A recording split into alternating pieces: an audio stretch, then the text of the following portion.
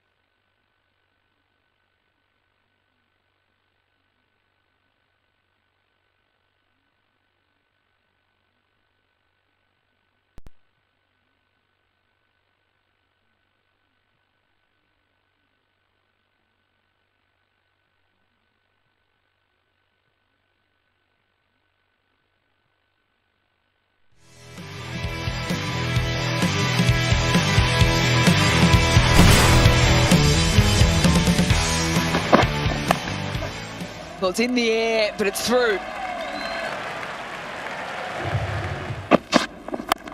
Back of a length. Cleaner this time and all the way. Oh, well, why not? Why not? Ooh. And the odd wicket as well, but should be easily taken is. Boy, did they need that, Hampshire. Luke Wright departs. Big hit, massive hit, not a big ground, but another six. Phil Salt is in the mood. Smash, finds the gap again. 50 up in no time for Phil Salt. Oh, I'm going to have a look here. I've got absolutely no idea what Laurie Evans was doing here. Beautiful hit. Straight away comes in. First ball out of the ground for six. Chips not the middle of the bat, and a safe catch, an easy catch in the end for James Fuller. Well, he had to go at some stage. He's got a little bit and plenty more. Oh, he's got a bit of this. Is it enough? You better believe it.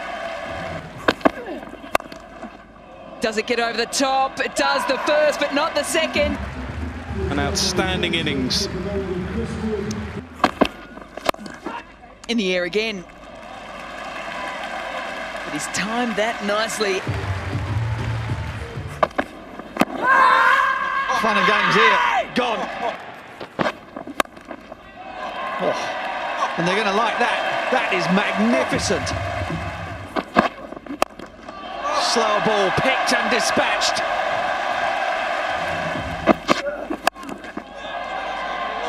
It's gone straight up. Fielder comes in, has got a lot of ground to make up. That is a superb catch. That's over his head. Going, going, gone.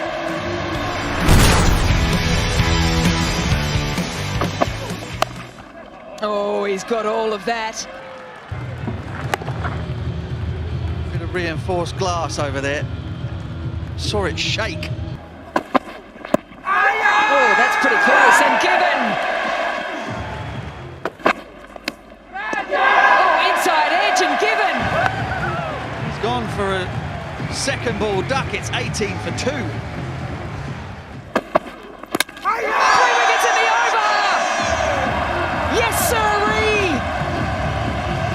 Topley is on top of the world. We've seen some nice drives tonight, and that is right up there with them. Slapped away, yes! What a catch! Not easy to judge. And he judged it perfectly. Looks to go down the ground as well, and this will be a simple catch.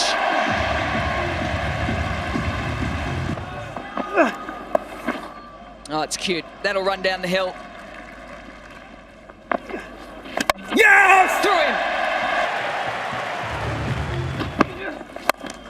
Straight down the ground.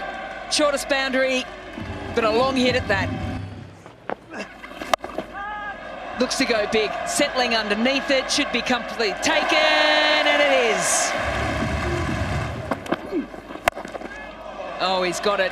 That's all the way. Catching practice for the crowd. Oh, that's sweet. That is sweet. That is not the middle of the bat. That is not the middle of the bat. Simple catch.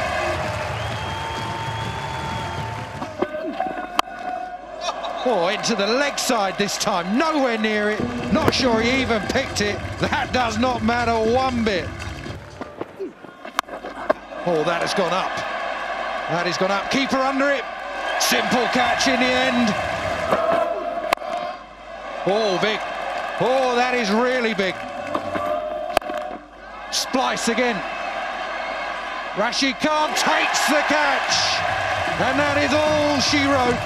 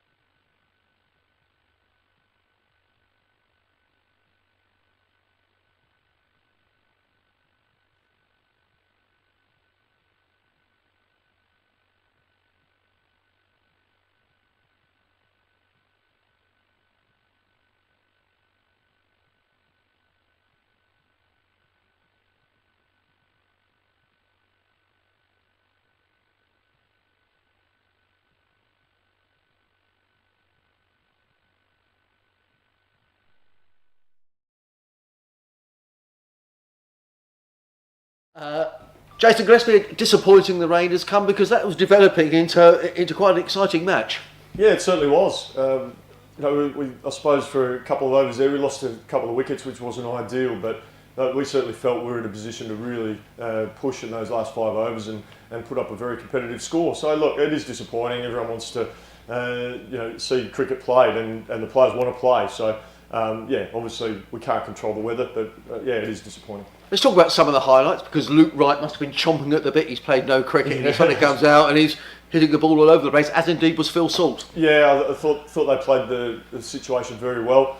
Wrighty had a lot of the strike in early, but what was pleasing after Wrighty was dismissed, Phil really took that mantle and took the game on, and I thought he batted really well. Obviously, he was gutted to get out how he did. But look, we've had just had a good chat, and take away some learnings from our batting to apply that come Sunday. So but as you said, Phil Salt, Luke Wright, they did very well. It looked for a while as if we were going to get away with the weather. I mean, how wet is the outfield, Jason? Was there any chance of getting back on at all, or? It would have been tough. I mean, just walking over here to come and talk to you now, it's pretty wet underneath, and it would have taken Ben and his team quite a bit of time to get the surface to a safe level for the players to play. So the right decision was made, but it's obviously disappointing because we all want to see cricket. Let's look ahead to the game against Hampshire. David Visa didn't figure today. What's the situation with David for the rest of the competition? So David is available from our next fixture, so he'll be available for selection, which is fantastic, and it's great to have him here. So looking forward to that. Joe Root, I noticed, was going to play for Yorkshire yesterday in the Blast. What's the situation as regards Jofra Archer? Well, we've had no indication as yet from the ECB about Jofra's availability. Obviously he's going to be part of the England plans for their cricket. So look, at this stage we're planning to not have Joff around. Let's talk a bit about the preparation for this game. There must have been some disruption, Jason, with Laurie Evans fairly late in the day moving to Surrey. I mean, how did that affect your thinking, and what's the situation with Laurie? Yeah, obviously, a week before the tournament starts, a player indicates they don't wish to represent the club. Laurie's obviously signed with Surrey, and we say well done on him doing that. But he made it very clear to us that he wanted to start his Surrey career straight away. And look, we were pretty disappointed, particularly a week out from the T20 Blast, and Laurie has been, an integral member of our T20 side. I know Laurie has, talked a lot about, opportunity and perceived lack of opportunities at Sussex, which is interesting for him to think that. He's been, I know he's been batting 3 in T20 and getting more opportunities in the 50 over comp. He's also been given a lot of opportunities in 4-day cricket. He didn't quite grab those opportunities when they were presented. So yeah, it's been interesting to hear those comments. But look, we wish Laurie all the best. I hope he has a really successful time at his new club. And look, from our perspective, we see a really good opportunity to give someone else a chance to play. So Harry Finch got an opportunity that otherwise may not have come his way with Laurie's decision. And we just felt as a club, if someone doesn't really want to play for us, then it just gives us an opportunity to pick someone who's really keen to play.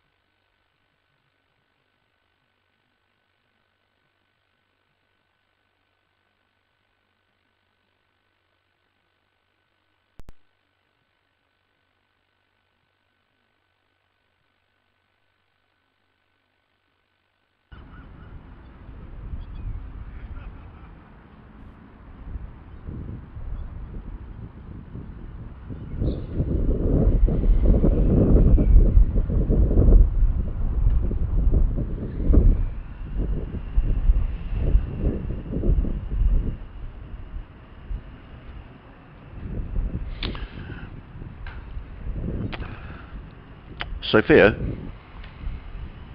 could you just take the clean feed off for us, please? Wonderful.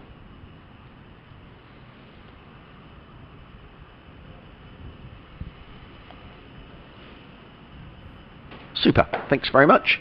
So it's just a little refresher here, or just a little test to make sure everything is working okay with the guys down in the media office. We're up and running here. It's going to be myself and Kevin James, and Ben Brown is going to be joining us on commentary as well. So hopefully you can hear us. You can just drop us a quick WhatsApp, let us know everything's running okay. That'll be brilliant. Super duper. Okay, we'll be online and commentating in at about 5 to 2.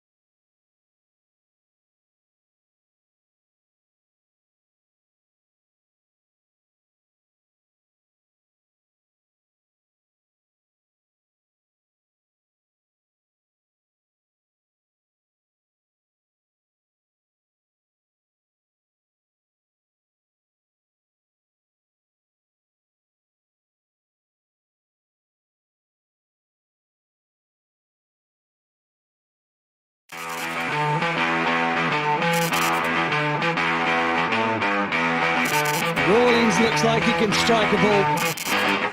That is an absolute ripper from Jofra Archer.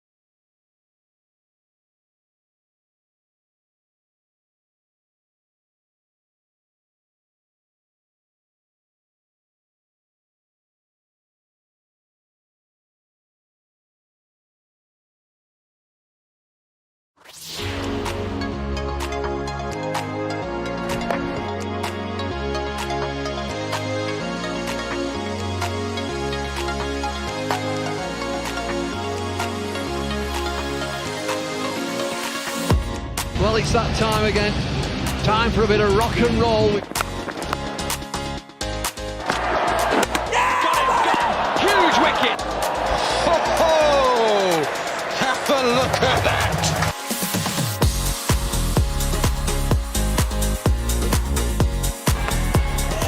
That's brilliant! What a catch! And boy, did they need that! Well, this is punishing stuff from David Milan. He keeps going and going. Oh, excellent catch!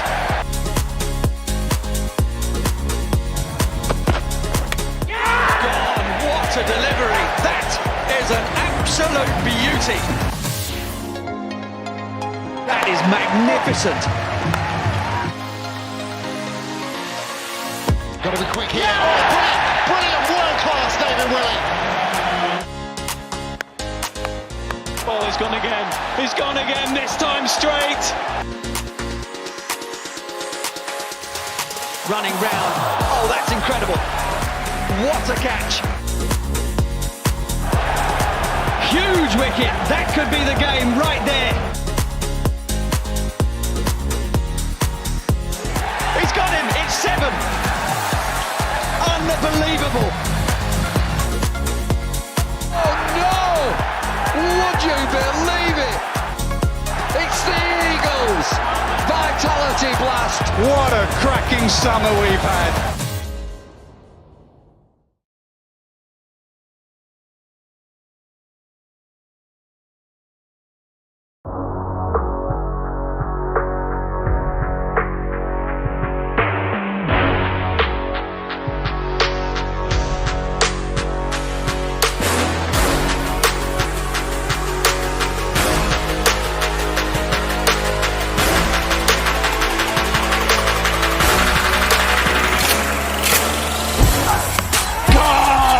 What a delivery from Mills. The fielder out there setting himself, he's gone for 6! Oh, it's brilliant. That is an absolute beauty. Winners of the 2020 Cup at Sussex. Hold him, leg stump, brilliant from Archer. Oh, what a shot. We've seen some amazing shots throughout the day. The fielder, what a catch. What a terrific catch. Oh, big show. Will Beer is doing a terrific job for his team. Soul's in the mood. Briggs, spin, does the trick. First ball out of the ground for 6.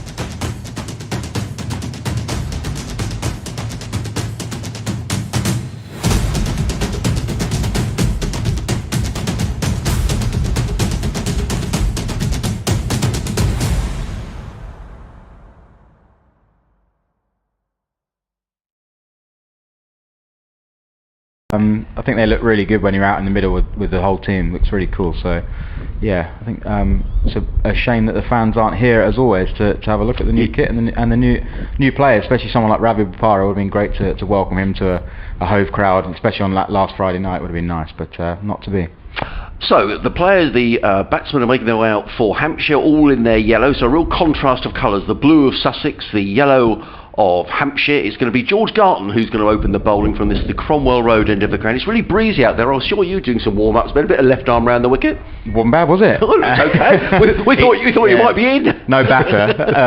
So something to bear in mind actually is the wind today is going to play a real factor. So anybody bowling from this end, George Garton's bowling from the C end, is going to have a real tough time to control, particularly the right-handers. They've got a short boundary and they've got an aggressive wind to support the ball going towards the short boundary. So I think the way both teams try and control this end is going to be crucial in this game.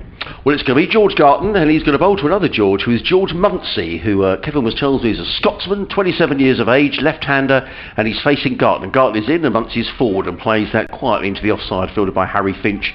And there is no run. Just tell us a bit about George Munsey. Well, he plays for Scotland. I don't know if you've seen him play before. You have, haven't you, really? So you know what his game's all about, white ball. Yep, seen him a bit on TV. Yeah, he looks an impressive striker. It looks like he loves reverse sweeps and those kind of things. So, yep, no, as always in modern game, we've got lots of information. So, yeah, there won't be any surprises. No, his first scoring shot at Canterbury was a 6 over backward point. Reverse sweeping, yeah. In comes Garton, bowls, and hit a one to the onside. Now he could be caught here by David Visa running back from it on, and he takes the catch, does David Visa. He loses his glasses in so taking that catch. He loses his cap as well, which reveals a very natty sort of hairstyle he's got. He's got the man bun out. That's a good catch, isn't it? I mean, second ball after not playing for whatever it's been for Davey, 9 months. That's a good catch in the breeze there. Well, and the players are now, some of them are touching arms, some of them are sort of kicking each other to sort of say well done. So was that an ankle tap or something? Yeah, it's no skin on skin is the rule, so I think elbows and shoes and whatnot is just about okay, but really good catch that from David Visa, and yeah, as I say, with a long time out of the game, I don't imagine a swirling catch into the breeze second ball was exactly what he might have wanted. Love his ponytail, kept that intact. Yeah. So is his hair shorter this season, Ben? Or? Yeah, shorter. I think he likes a bit of hair dye in there. I always say to him, it seems to be every time he's coming up to a contract negotiation, his hair gets darker and a bit younger. Well, because last year, I thought his hair was quite long, actually, Dave. There were a couple of times I thought he was a real sort of rock star, wasn't he? He did look like a rock star. Long dyed hair. He had a bit of a nice stubble as well. So, yeah, he got a new haircut this year. So George Garton is picked up a wicket. He'll be pleased with himself, young George. He's down there chatting away to Luke Wright and David Visa. Great start though for Sussex, and you know just what you want. Absolutely interesting as well. They've got another left-hander that's come in, so it is going to change the way they attack the breeze. They may in fact try and attack the other end with a short boundary on the leg side. I think and them having a lot of left-handers works for us actually. In comes Garton, the bowl to the left-handed Tom Alsop. He's in and bowls, and Alsop off the back foot drives into the covers, fielded there by Harry Finch, and there is no run. So just two fielders outside of the 30-yard circle. Ollie Robinson, who's down at third man, and Delray Rawlings, who's been trolling the deep mid-wicket boundary. You're listening to live cricket on the BBC Radio Sussex, BBC Radio Solent, myself, Adrian Harms, alongside the former Hampshire all-rounder Kevin James, and the Sussex skipper Ben Brown, as George Garton runs away from us. Comes in and bowls to Alsop, who drives nicely through the offside. Another good diving save by Harry Finch there at short extra cover, and there is no run. Good opening over. Yeah, good start so far, isn't it? I'm a little bit surprised they haven't sort of gone for a right and left-handed combination. I wondered if Sam Northeast might come in, because it will be easier for the right-hander to really attack and use this breeze from this end. So I did wonder if they'd actually adapt their order, but Sam's at this end. I wonder if they might have crossed actually, Ben. Yes. With that, maybe that's what happened. In comes Garton over the wicket, bowls and hits Alsop round about the thigh pad, ricochets out into the offside. It's another dot ball. You're quite right. It's exactly what has happened, hasn't it? Sam Northeast come in, but the batsmen have crossed. So yeah, I think that's a good tactic from Hampshire to have the right and left-handers to really try and use this short boundary in the breeze. But you know, George is off to a cracking start. Looked like a slower ball there that just stuck in the wicket a little bit. I think gave George a bit of purchase and hit Alsop in the thigh pad. Garton wanders back to his mark and turns and runs away from us. Cloudy skies here at Hove, bit of blue sky around as Garton is in and bowls and also drives nicely through the offside. That's going to be 4 runs. Slightly over pitch by George Garton. And that was a nice shot by Tom Alsop, drilled away through the offside. The ball races away. But I think Sussex would settle for that. 4 for 1 at the end of the first over. Alsop on 4 on the man out Munsey, who was caught a swirling catch to David Visa at mid-on. He clung on well, and a good catch by David Visa and a good start for the Sharks. Yeah, excellent start. That was a shot from Tom Alsop though, wasn't it? Showing there's no demons in the pitch. Hit that, on the up through the covers. Really smart shot. But no, you're dead right. George will take that, any day of the week, 4 for 1. Let's keep nattering away, Ben, for a minute. Looks like we've got Ollie Robb.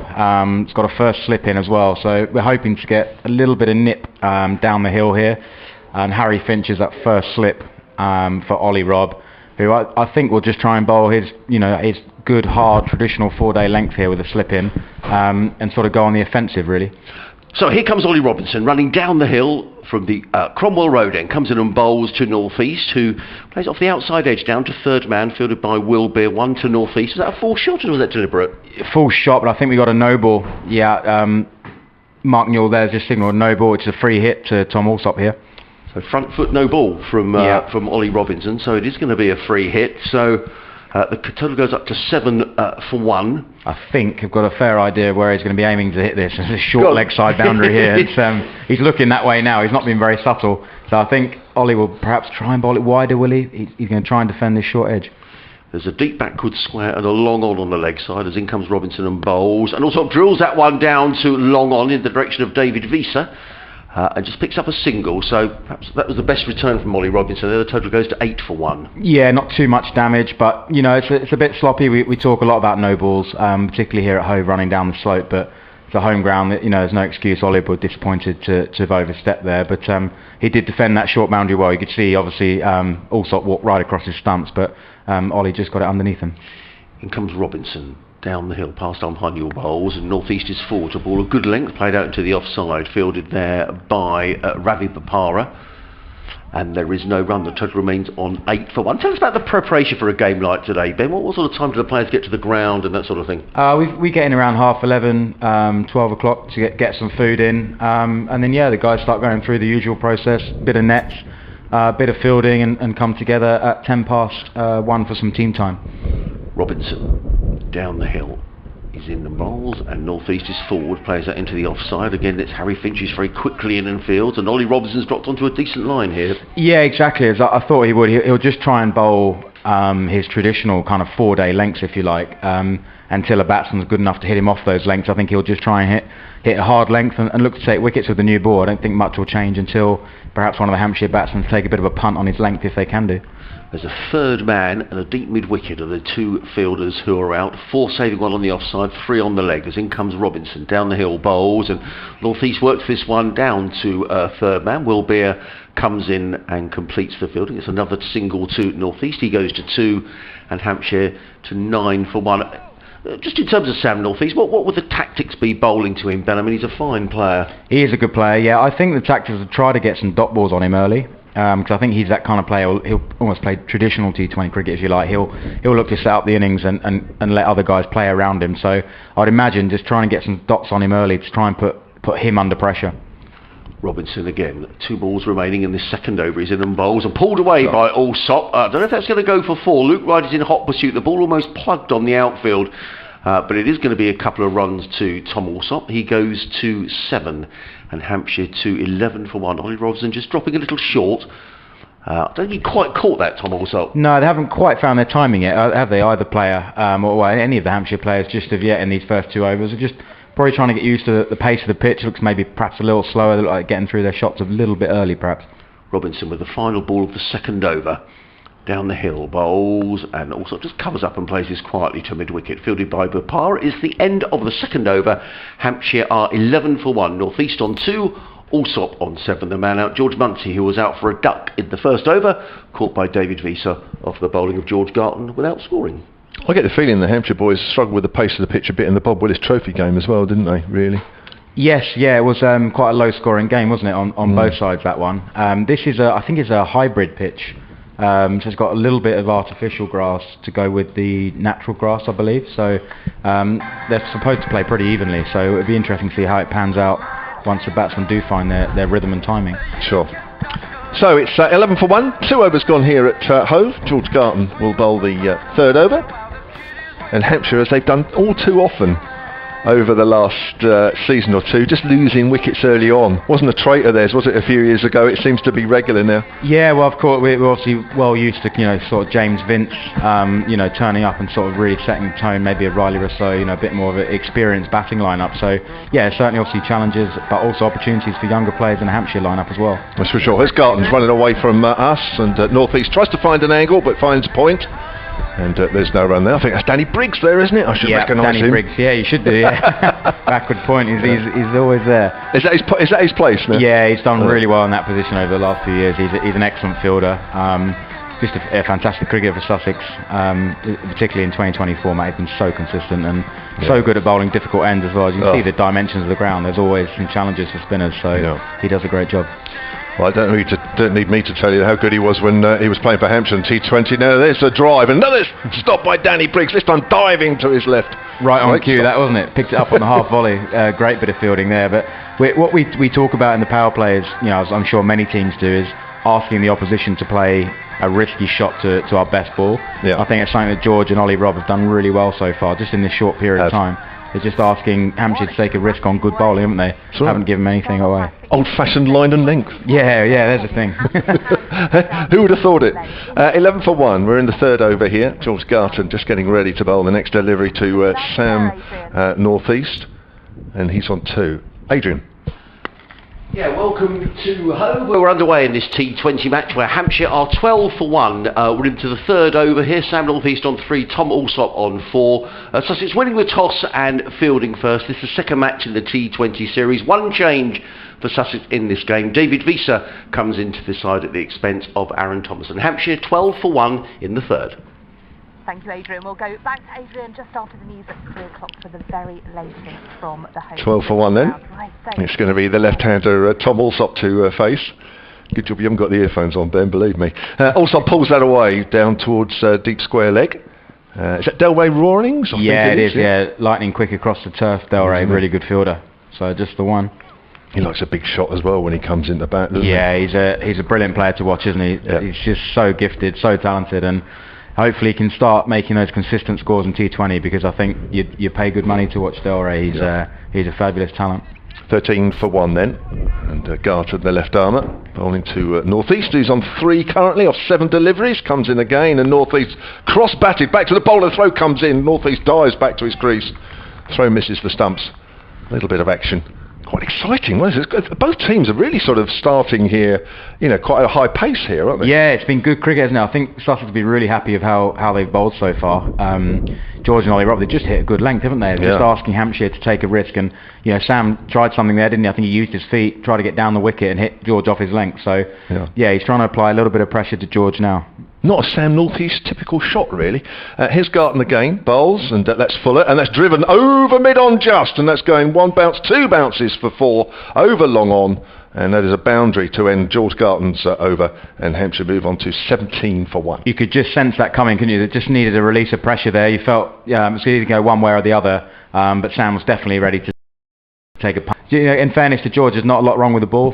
He's just played a good shot off a good length ball over mid-on. So, again, can't really complain from a Sussex point of view. Just good batting from Sam. Yep. You're listening to live cricket on BBC Radio Sussex, BBC Radio Solo. Myself, Adrian Harms, alongside Kevin James and the Sussex skipper, Ben Brown. And we're going to get rid of Timel Mills, who's going to come into the Sussex attack. What's he like to face in the nets, Ben?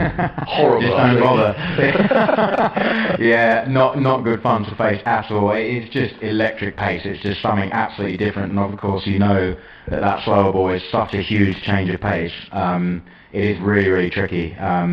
And he's bowled really quick in preparation. He's had a long time off, so I'm excited to watch him bowl today. Right, coming down the hill, coming into bowl for the left-handed Tom Alsop was on 8. Hampshire 17 for 1. He's in on bowls, also drives. Good save, but backward point by Danny Briggs. They're going to pick up a single. He's all right, Danny Briggs. He dived forward. It wasn't a chance. In fact, it was a good stop by Briggs. Yeah, it was a good effort, wasn't it, to try and make that into a catch when it just didn't quite carry. But we were just talking about Danny Briggs. He's got off to a great start in the field here.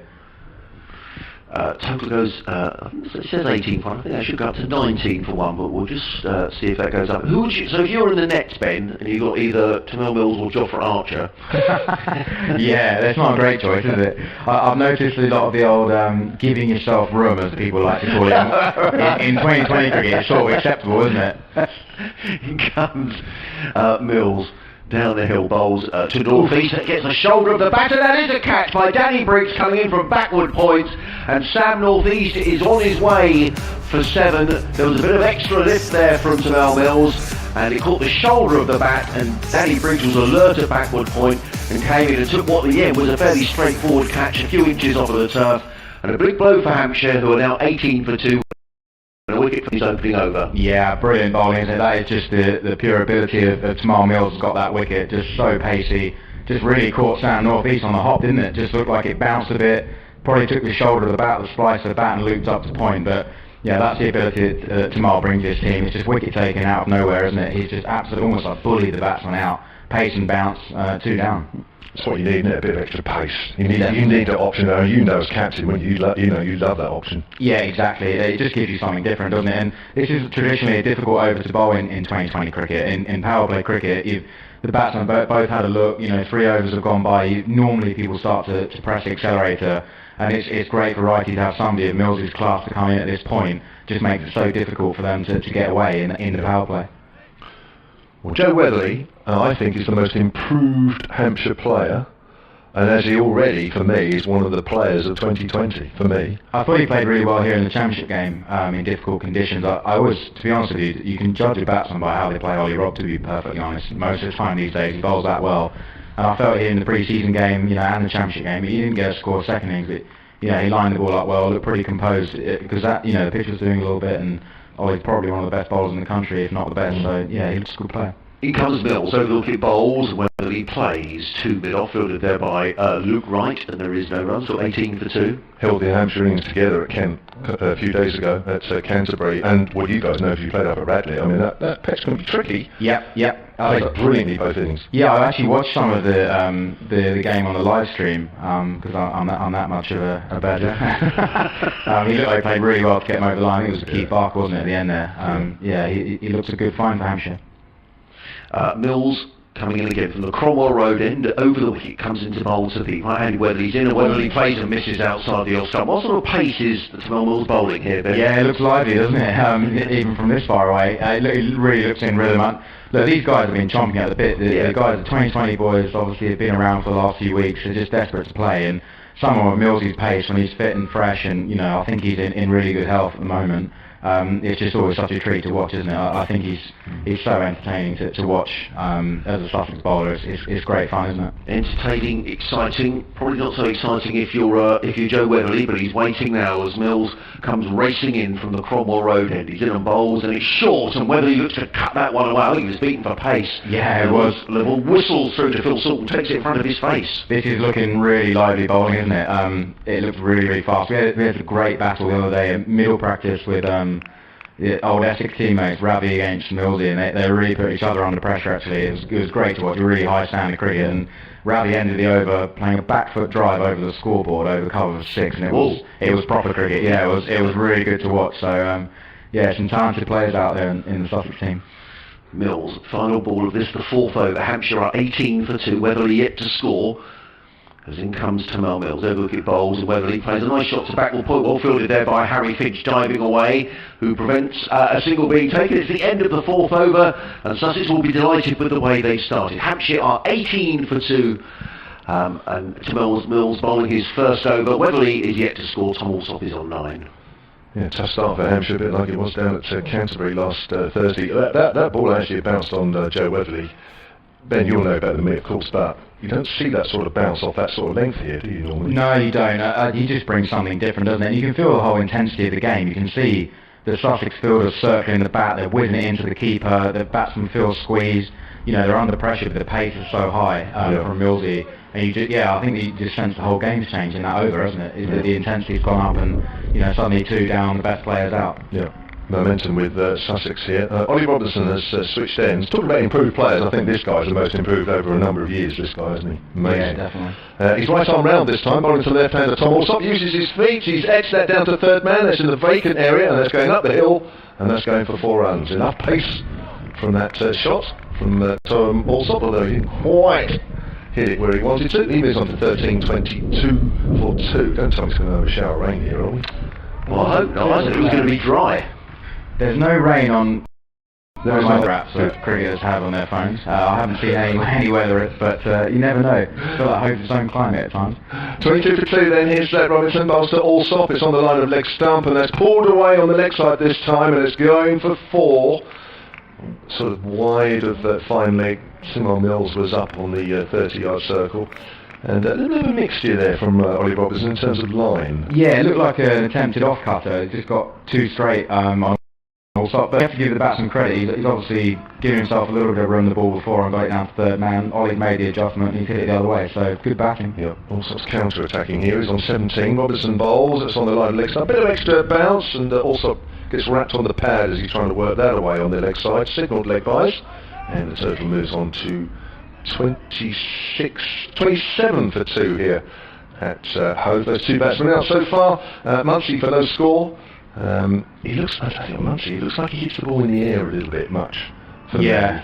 Some players can't they, in this yeah, look, I'd imagine his role is to try and get off to a flyer. It's always that balance, isn't it? You know, does he give himself a chance? He went from second ball and he's out. You know, it's a difficult one. Good catch from Weezer, though, that's for sure. It's worth coming back just for that. Gets wrapped on the pad there, where he's trying to force that one on the way on the leg side. Just built a little bit of pressure on Weatherly here, and they're 0 off 5. You know, he'll certainly be ticking a little bit here in the power play. Really interested to see if he takes a breather, try to get off strike, or does he take the boundary option? It's always the batter or the batter in T20 cricket. What would you do here? I think he's got to track short boundary leg side, to be honest. I think he should take it on. Well, there was a deep square leg away to our right as Robinson bowls, and that bounces, but he gets a bat on this, just tucks it away to deep square leg along the ground. Yeah, he's done well. To be fair, he's at least got off strike. That's probably, you know, that's the option you have to take. You know, if you're 0 off 5, you've either got to start getting bat on ball and get off strike, or try and take the boundary option on. But yeah, it's a tricky one because Hampshire already 2 down in the power play. Yeah. Teams often talk about not losing 3 in the power play, so a little bit of a rock and a hard place, I guess, for Weatherly. That's for sure. I mean, over number 5 here, as Robinson comes over the wicket to Alsop. Alsop just guides that down to third man. There was a bit of a hint of a thick outside edge, but I think he opened the face of the bat fraction as well. Again, the third man fielder is up there. He's found the gap, and that's a boundary to end the over, and Hampshire move on to 32 for 2. Alsop's going along nicely here. I think that's depending on which team you support, doesn't it? If you're a Sussex fan, I reckon you think you'd if you're a Hampshire fan, you just run it down to third man with a bit of class. So yeah, 4 either way. I don't know whether Ollie will reflect and be perhaps regretful of the field he set there, having a third man up. Just looked like Alsop was able to get 2 kind of fairly easy boundaries there, instead of having to play, you know, a more risky shot perhaps. 14 off that over. Yeah, a little bit of swing back towards Hampshire there. Simon Mills is going to carry on from the Cromwell Road end of the ground, coming into bowl to the right-handed Weatherly. Weatherly got a beautiful shot by Joe Weatherly. It was outside of the off stump, and he guided that through Backmore Point for 4 runs. That was a lovely cricket shot. Whichever side you support, that was very well played by Weatherly. He goes to 5 at Hampshire to 36 for 2. Yeah, it was a really attractive looking shot, wasn't it? He used the pace of Millsy, and I think that's probably something he didn't do balls of his innings. He looked almost like he's trying to put more pace on Millsy's bowling, but he looks like he's just adapted there. And actually, if you use Millsy's pace in the power play rather than obviously, you know, trying to smack it, you don't need to. 2 men outside the circle, still the third man down below us, and a deep square leg as in comes Tamal Mills.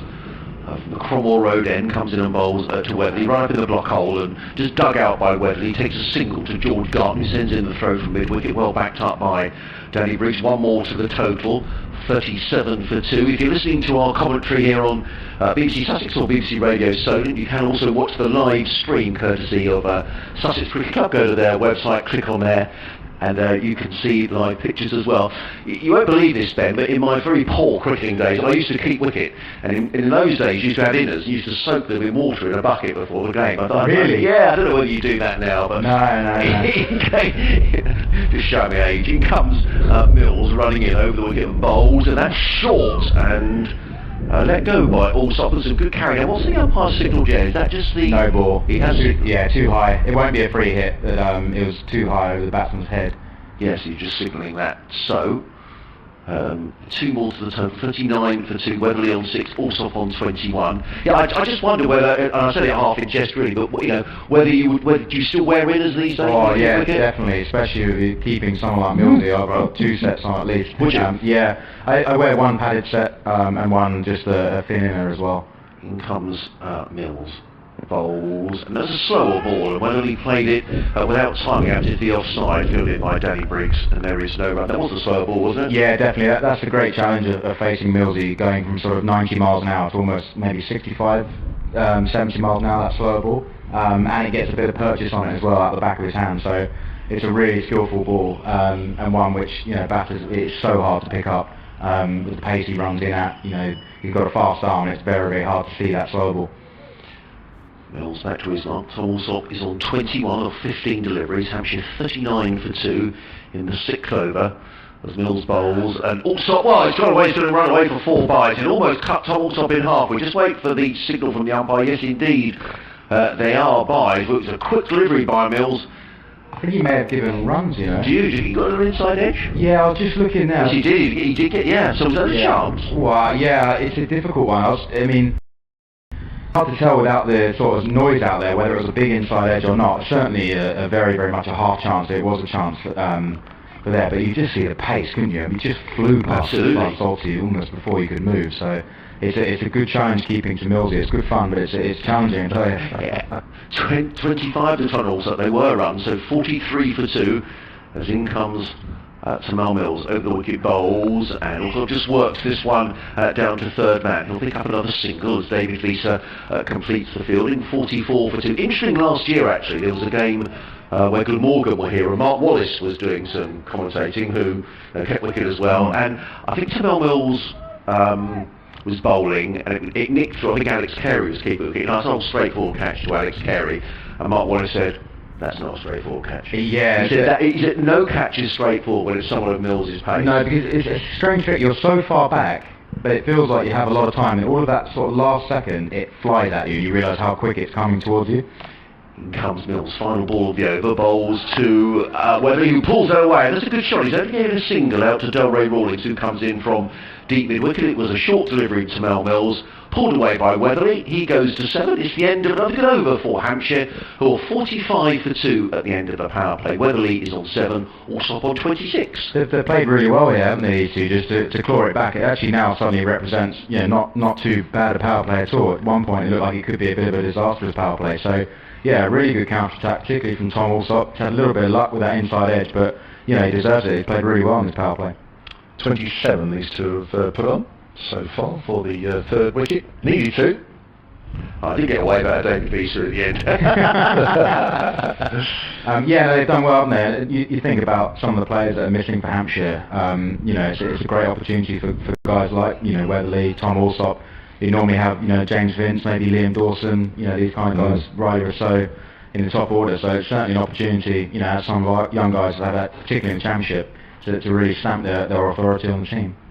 Here's Danny Briggs then with his left arm round, and he's bowling to Weatherly. It's for Midland leg, and that's turned away to deep mid-wicket, and Weatherly will pick up a single, moves on to 9:47 for 2. Danny Briggs playing his 160th T20 game this afternoon. Brilliant performer, isn't he? So reliable, and this is where Luke Wright's so lucky to have Danny as a spinner to throw him the ball at this end with such a short boundary. You can throw it to him, and he'll be up to the challenge. He'll have a game plan. He'll have worked it out this morning. He's been talking about how he's going to control this end, things like that. And look, it doesn't always work out, does it? But he certainly gives himself the best possible chance to do well. Yeah, well, it was a big loss to Hampshire in T20s, that's for sure. And that's full delivery, and Allsop works that out to deep mid-wicket on the other side of the ground this time, on the left-hand side as we look. Throw goes into the keeper, 47 for 2. I think that might be 48 for 2 actually, when the scoreboard moves on. No, it's 47 for 2.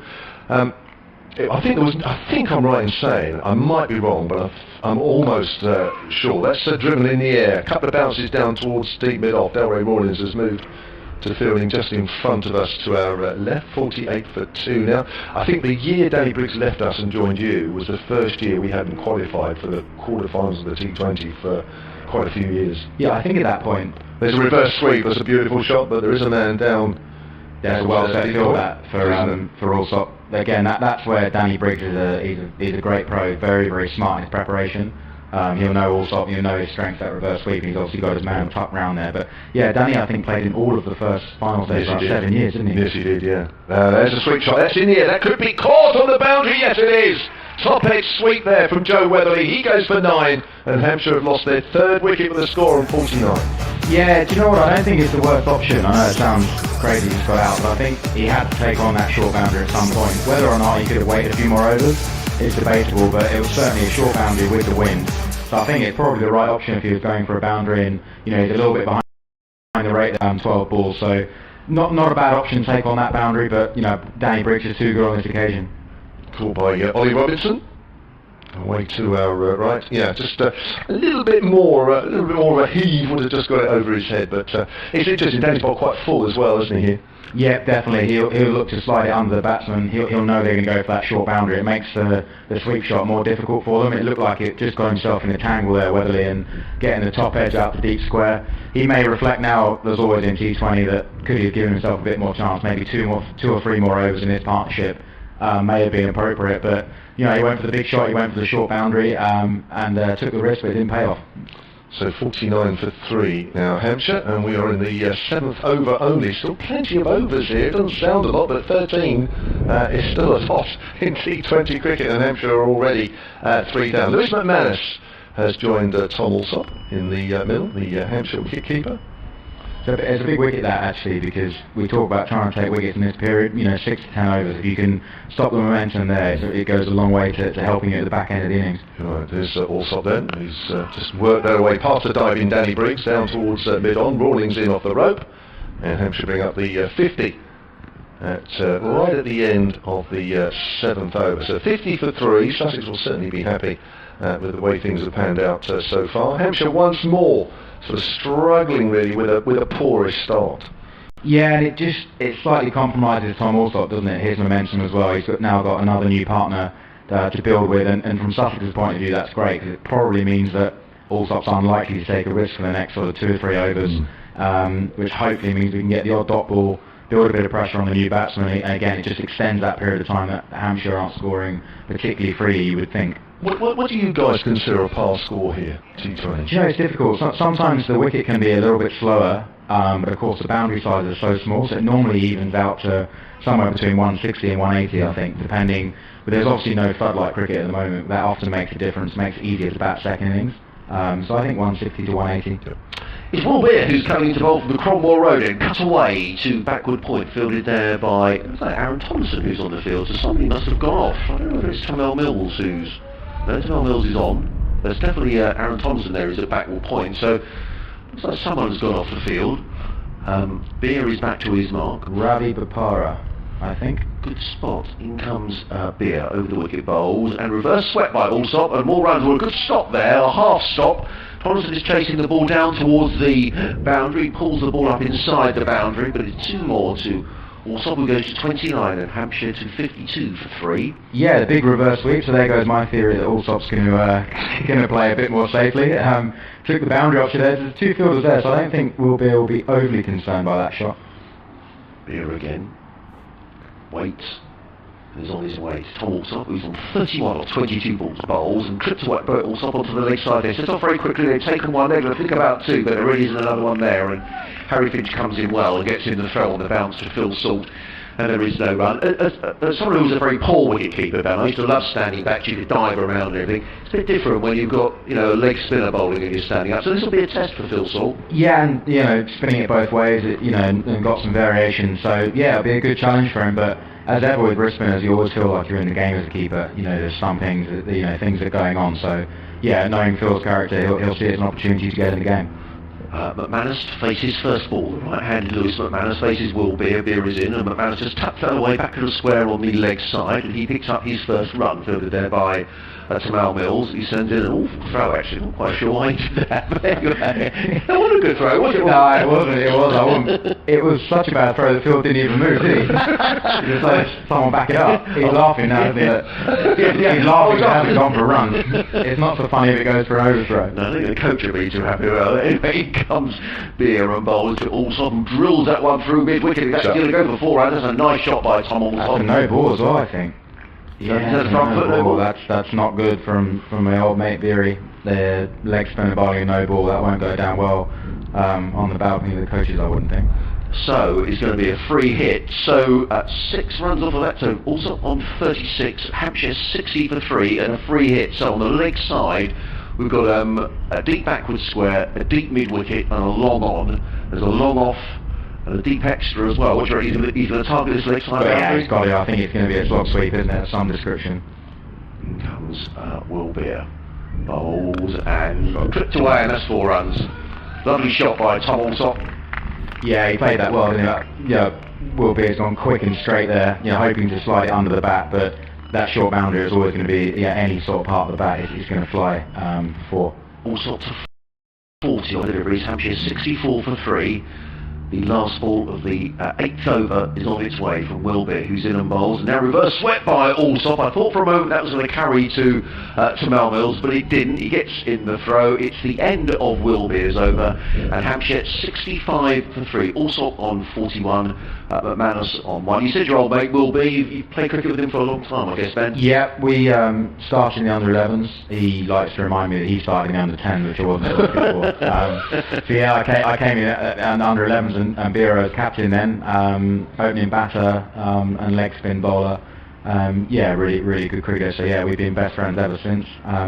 He's actually marrying my cousin in December. So yeah, so we've got plenty of time together. The old Christmases these days as well. Briggs to Allsop. Allsop swings away, misses, and it's gone through the keeper as well. It's going up towards the boundary at the far end of the ground. Danny Briggs has got his hands on his head. Can't believe that's missed the stumps, I guess. And it's signalled leg byes. It's just flicked the pads of Tom Allsop. 2 runs. Takes the Hampshire total on to 67 for 3. It's easy to say that here. It just looks like Tom Allsop playing at the odd unnecessary risk at this point. He's got a long time to bat here.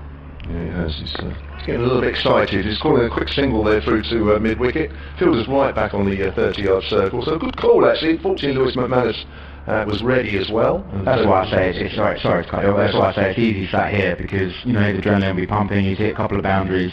I think if he just steadied himself down, mentally as much as anything, he's got a lot of batting to do here for Hampshire to really try and extend into sort of 15, 16 overs, something like that, before attacking that short edge. Well, he's the man in form, isn't he? 42 of 28, but it's Lewis McManus that just pushes that out into the gap in the covers. And again, there's a quick single there. Just keep that scoreboard ticking along. 69 for 3. It's a fairly hefty scoring rate, as you say, from Tom Allsop, especially when wickets are sort of falling around him. Yeah, the run rate's really good, isn't it? It's just that wickets column that Sussex will keep looking for. There's a reverse sweep there from from Allsop, and that's missed. Yeah, no wides.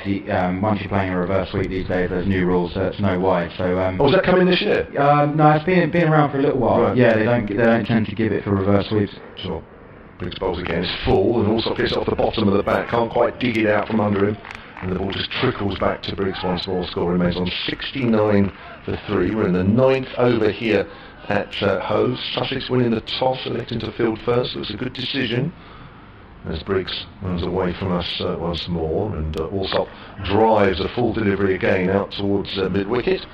And again, that will be just a single. Is that Luke Wright there, out at mid-wicket? I think it is. Yeah. And the total at the end of the 9th is 70 for 3. Tom Allsop has 43. Lewis McManus has 2. The men out, Muncie for no score. North East for 7. Joe Weatherly made... I missed that, actually. Joe Weatherly made not many, was it? How many was it, Adrian? Help me out. Tell me in a moment. Okay. 9 off 12, I fancy. Thank you. Memory. But, absolutely, you could do this again, Ben. There you go. 16 minutes. Garton, Mills and Briggs with the wickets. You're listening to live cricket on BBC Radio Solent, BBC Radio Sussex, and you can also watch pictures via the Sussex stream. Now we're going to get Ravi Bopara. Yeah, exciting, isn't it? Ravi's a top cricketer. We've been so impressed in training. Obviously, you know somebody's a top player, but sometimes you see some of the things they can do in training. It's really exciting. So a great boost to what is an already impressive team. Now, Phil Salt standing up to the stumps. There are 3 men saving, 1 on the offside, 1 on the leg. The other 5 fielders scattered around the boundaries. In comes Bopara, and he gets to the wicket and pulls up. Perhaps he's not used to the running down the slope again. Yeah, it's unusual. The old slope. He's done a lot of bowling in practice, actually. He's a real hard worker around training, and he's got a great attitude. He seems to absolutely love his cricket, so yeah, really positive influence. On his way again to start this 10th over bowls, and also getting this first ball in Sussex colours. Well, that can't have been far away. Also looked to be playing all around that, and that's well, we're almost wicket to wicket. That was close, Ben. Yeah, no comment. Look, I thought he was going to give it. Salty looked absolutely convinced. We've just got a replay coming up here, but it did look very much close to that leg stump. Well, umpire Mark Yule decided that's not out. In comes Bopara again, running down the hill, bowls to also who cuts this away firmly to backward point, fielded by the ever reliable Danny Briggs, and it's another dot ball, 70 feet. Did that look out to you, Kev? Well, it looked a little more out for Ben Brown. I don't know if I have a neutral viewpoint on that, but it was very full, wasn't it? It was a really full one. So we have to be impartial on the BBC, you know? Yeah. No, he does. In comes Bopara, bowls, and also reaches for that one, slightly wider of your stump, but all he could do is play it to mid-off, fielded by Luke Wright. 3 dot balls. Would have been a nice story, wouldn't it? First ball at Hove on the pads, but not to be. He looks so innocuous, but his changes of pace very subtle, aren't they? He comes again, no field bowls, and also drives to the offside, but again doesn't beat Danny Briggs. He was looking for the single there, was also, but quite rightly sent back by Lewis McManus, and Sussex got a bit of a strangle on here, 4 dot balls. Yeah, definitely. Yeah, good pressure applied by Ravi. One thing I've noted, just working around training, he gets a lot of purchase on his slower balls. You know, on his back of the hand ball, his leg cutters. He gets a lot of energy on the ball, which is why you see, Allsop struggling for time. It's not just a deception. They will do a little bit off the wicket as well. So he's a really clever bowler, and such a talented cricketer. He looks like one of those guys that can kind of bowl any ball he likes. Also on 43 off 35 deliveries, Bopara is in and bowls, and is he stumped? Well, I don't know what happened there. It went through to Phil Salt, who did whip the bails off. Initially, I thought they were appealing for a caught behind. Then it looked as if Phil Salt did whip the bails off. I think he might have hit it into the ground, and then Phil caught it looking for a kind of run out come stumping, but not out was the decision. Taylor is unmoved, but what we do know is there are 5 dot balls in this over. Hampshire still 73. Is Ravi Bopara going to bowl a maiden over in his first over in Sussex colours? It's driven down the ground now, just a single, fielded all the way down in the distance there by David Visa, but it's just a single to Tom Allsop, so a very good opening over from Ravi Bopara, and halfway through this Hampshire innings, Hampshire are 71 for 3, Allsop on 44 off 37, Lewis McManus on 2. He did well to keep his composure there, I think. Allsop, just to knock that last ball down the ground, it's tempting almost to try and recover the over sometimes with a big hit, but actually when the bowler's all over you like that, he's kind of won the over. Actually, sometimes just get up the other end, finish the over off and start again this over. But it's really good pressure applied by Ravi, and you might see a boundary option being taken here. You fancy against the left arm spin of Danny Briggs.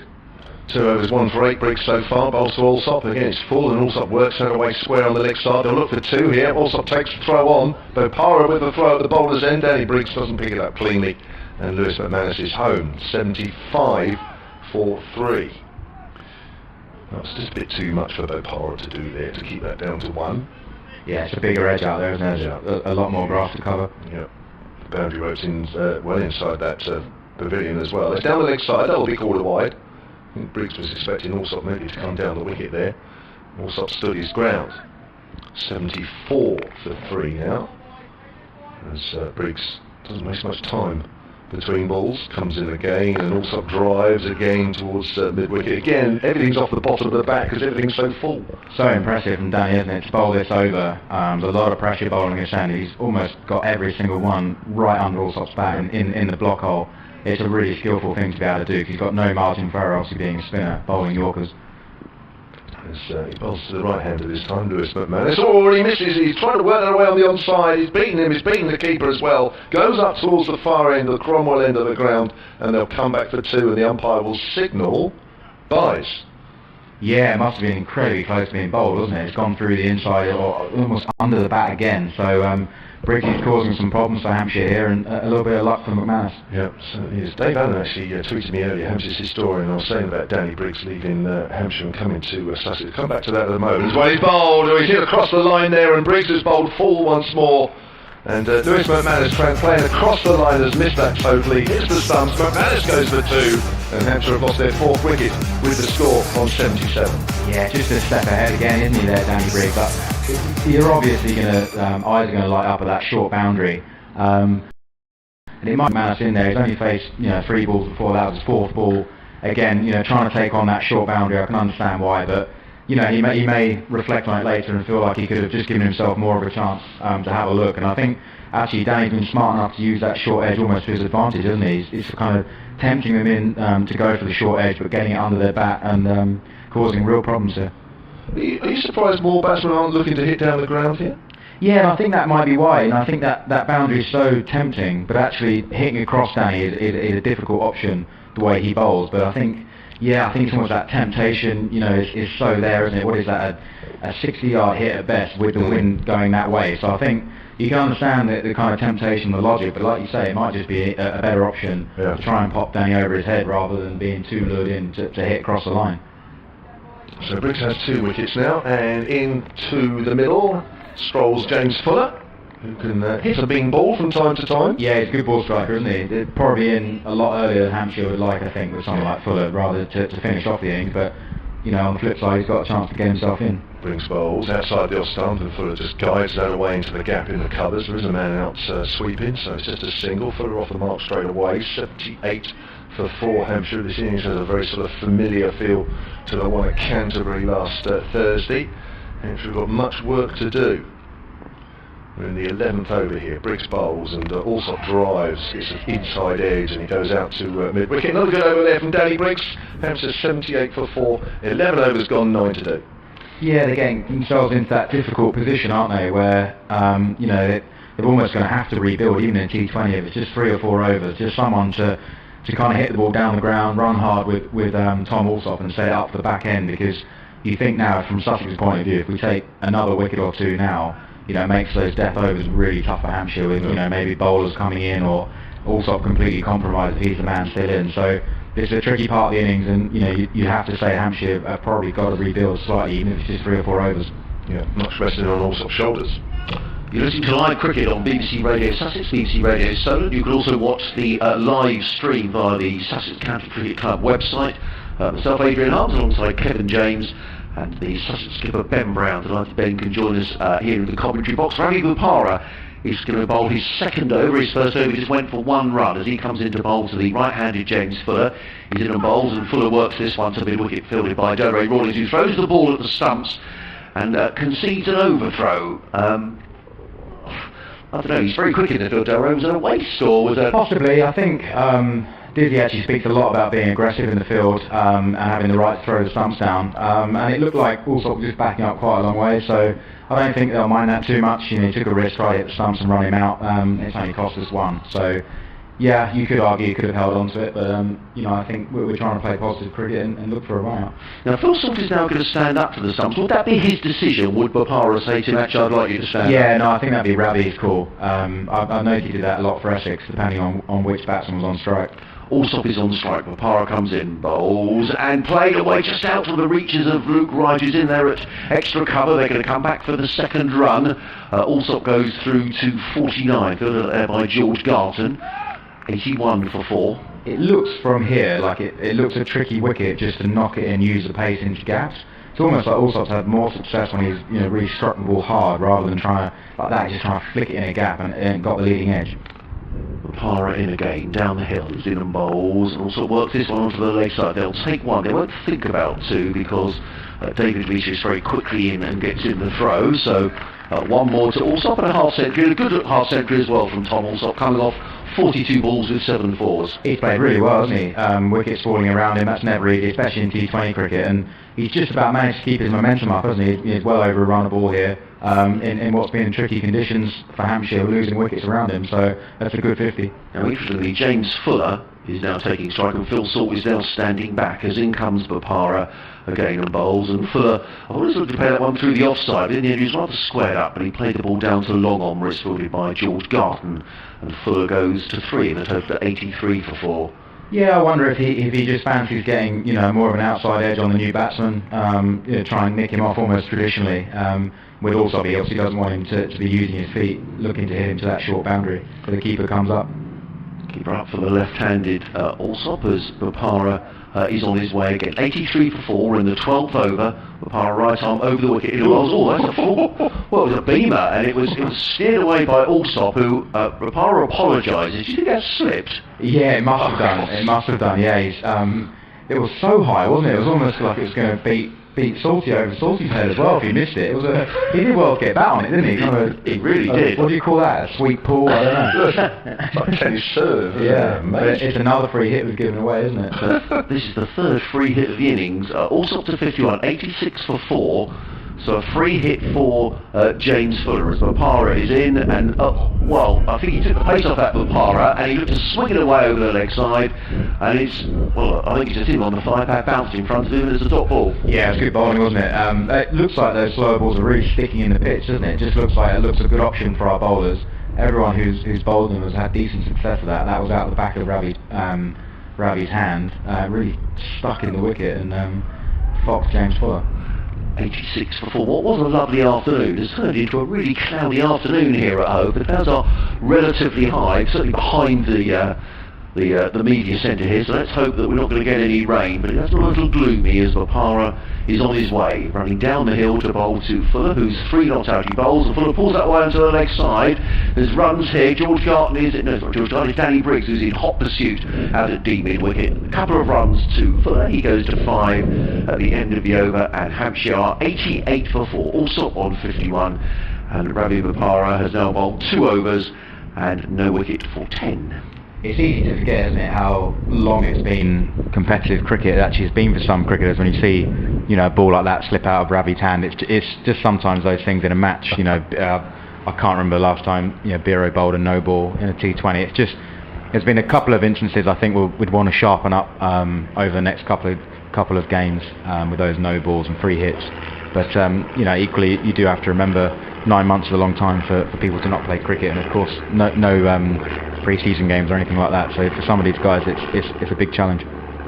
Briggs to start his 4th and last over here, and there's a reverse sweep there from Alsop. It's in the air, and that's a simple catch. That'll be Ollie Robinson. Didn't have to move, just waited and waited, took it chest high, and Alsop hit it straight down his throat. That's 51 he goes for. Hampshire 88 for 5. Yeah, I mean, credit to Danny Briggs again. He's bowled that outside leg stump. I think he's read the shot quite early there from Alsop, and you'd have to say I think that boundary has worked for Sussex. They've bowled really, particularly Danny Briggs, but it just feels like it's like a moth to a flame for the Hampshire batsmen at the moment. They just seem perhaps a little over-obsessed with that short edge, and it's cost them a few wickets. And again, it's a big wicket for Sussex. There's still 8 overs to go in this innings, and we've removed the batsman that's in. So yeah, a bit of a sticky situation now for Hampshire. I love that, a moth to a flame, Bren. That's great, isn't it? I'd have never thought of that. Yeah, Tom Alsop departs his 3rd half-century in T20 cricket, his 33rd match. But do you think they're going at it too hard here, Hampshire, just generally? I think so, yeah, and I think Alsop's role there really was to try and extend the innings. When you've lost wickets, I think you have to play it, you know, perhaps even an old-fashioned style of 2020 cricket, if you like, and just hit the sweepers hard until there's 4 or 5 overs, and then go and attack that boundary. And I think, yeah, but you have to give Danny credit again. He's bowled that a long way outside Alsop's leg stump, obviously reading that reverse sweep was coming. He's got his fielder in a perfect position. So again, Danny Briggs' homework, you know, his professionalism comes in there. He's just 1 step ahead, and he's read the game. 3 for 13 now, Danny Briggs, and the new batsman is James Fuller. He's not the new batsman, he's the batsman that's facing. Joining him is all-rounder Ian Holland. That's worked down to mid-on, so a single. And I don't think Briggs has bowled any other ball that's pitched anywhere more than a few inches away from the batsman's feet. Really, yeah, isn't it? clever, hasn't he? Yeah, it's been good bowling, but it's something that Hampshire would have seen him do on many occasions. Maybe not the newer players, but maybe some of the older ones. Always playing and missing at that one. Ian Holland trying to push that away on the offside. Don't play for the spin. That's one thing you don't do for the Danny Briggs. Yeah, no, he's so clever with that ball, isn't he? It's almost like it under spinner. It just skids into the pads. It comes in again as well, round the wicket. That's full, and Holland works that away towards deep square leg, deep mid wicket. Sorry. So Holland is off the mark. 90 for 5, Hampshire. Couple of balls left of the 13th over. Danny Briggs with wonderful figures here. I'd dearly love to get another wicket before he finishes his stint. Bowling to James Fuller now. And Fuller goes across the line, but it's along the ground, and Robinson comes in off that boundary away to our right. And that'll be a single. Fuller moves on to 7, and it's 91 for 5. Eyeing up that short edge again, wasn't he there? Fuller, huge slog sweep, and yeah, Briggsy was nearly through again. It's obviously been talked about before the start of the game. That's almost like an arm ball there from Danny Briggs, as that's worked by Holland out towards deep mid-wicket, and that will be Danny Briggs's bowling stint completed. I have to say, I for one are quite pleased that he's not bowling anymore. 92 for 5. I think that's 3 for 17. Yeah, it is. Yeah. Amazing figures. That's absolutely brilliant. First game out the wrapper as well of this season. That's a really, really good performance from Danny Briggs, and yet again bowling these tough overs. You know, I know I've mentioned it a few times, that wind is so strong coming towards the short boundary, and to close out the boundary like that and pick up 3 wickets is a brilliant performance. It's so impressive. Yeah. Of course, you mustn't forget, you guys haven't bowled yet in this competition, because of course you just batted against Surrey when the rain came. So exactly, yeah. So this is our first game. That's what I say. I think we have actually got areas to sharpen up, and those no balls particularly will be a frustration to all the bowlers that have bowled them. But in terms of the actual cricket, they've bowled pretty well, I think. Well, Ravi Bopara is going to come in to bowl his 3rd over, figures of 2 for 11 so far. Sorry, 2 overs for 11 runs, and that's another dot ball as played down the pitch by Ian Holland, who impressed me a lot in the Championship game, or the Bob Willis Trophy here game. Yeah, I was just thinking the same thing actually, and I know he had a really good game in the ball at Arundel lately, didn't he? He looks a good bowler. I haven't seen as much of his batting, but yeah, he's certainly been one of the players that looks like he's emerged for Hampshire. In comes Bopara again and bowls, and played by Holland on the bounce to short extra cover, fielded there by Danny Briggs, and again there is no run. Total remains on 92 for 5. We're in the 14th over. Fuller on 7, Holland on 2. Bopara turns at the far end of the ground and runs towards us. Bowls to Ian Holland. Holland drives again into the offside, and this time he does manage to find the gap between the fielder at backward point and cover, and just a single fielded there by Ollie Robinson. See, I must be honest, guys, both of you, I can't think of one drive down the ground. Anything sort of mid-on, mid-off, either end, can't think of one. Yeah, and I think you're right actually. I think that boundary has lured them in a little bit to play across the ball. It doesn't look an easy pitch to go across the ball. It's just stuck in a little bit. And that's where you've seen, the top edges have been caught, reverse sweep, top edge, those kind of things. So, yeah, you might be right, that boundary may have just allowed Hampshire to play across the line too many times. And comes Bopara again, bowls, and driven by Fuller into the offside, fielded by Danny Briggs. Not timed at all by Fuller. He remains on 7, the total 93 for 5. Phil Salt now standing up to the stumps. Sorry, just going back on that point, do you not think it's that type of wicket though? It's not really that sort of wicket that you could drive up to mid-off, mid-on consistently? In comes Bopara, pulled away by Fuller, and that's going to be the first boundary for a little while. No, I thought for a moment that Harry Finch had stopped it going for 4 runs. It was too short from Bopara, pulled away by Fuller, good shot through mid-wicket, and despite the efforts of the diving Finch, the ball has raced away for 4 runs, and Hampshire go to 97 for 5, Fuller to 11. Yeah, I think it doesn't look easy, does it, to hit through the back of the ball? But again, it's the old cliche. You've got to judge it when Sussex come and bat. It may look different. Again, in comes Bopara, bowls, and Fuller drives through the offside. They're going to pick up 1. They'll look for 2 here. David Visa is very quickly round from long off, and that's good fielding by David Visa. He was very quickly round the boundary. He gets in the throw and restricts Fuller to just the single. Is that the end of the over? Yes, it is. He gets through his overs quickly, doesn't he? Ravi Bopara, 98 for 5. Fuller on 12. Holland is on 3, and there are 6 overs left to be bowled.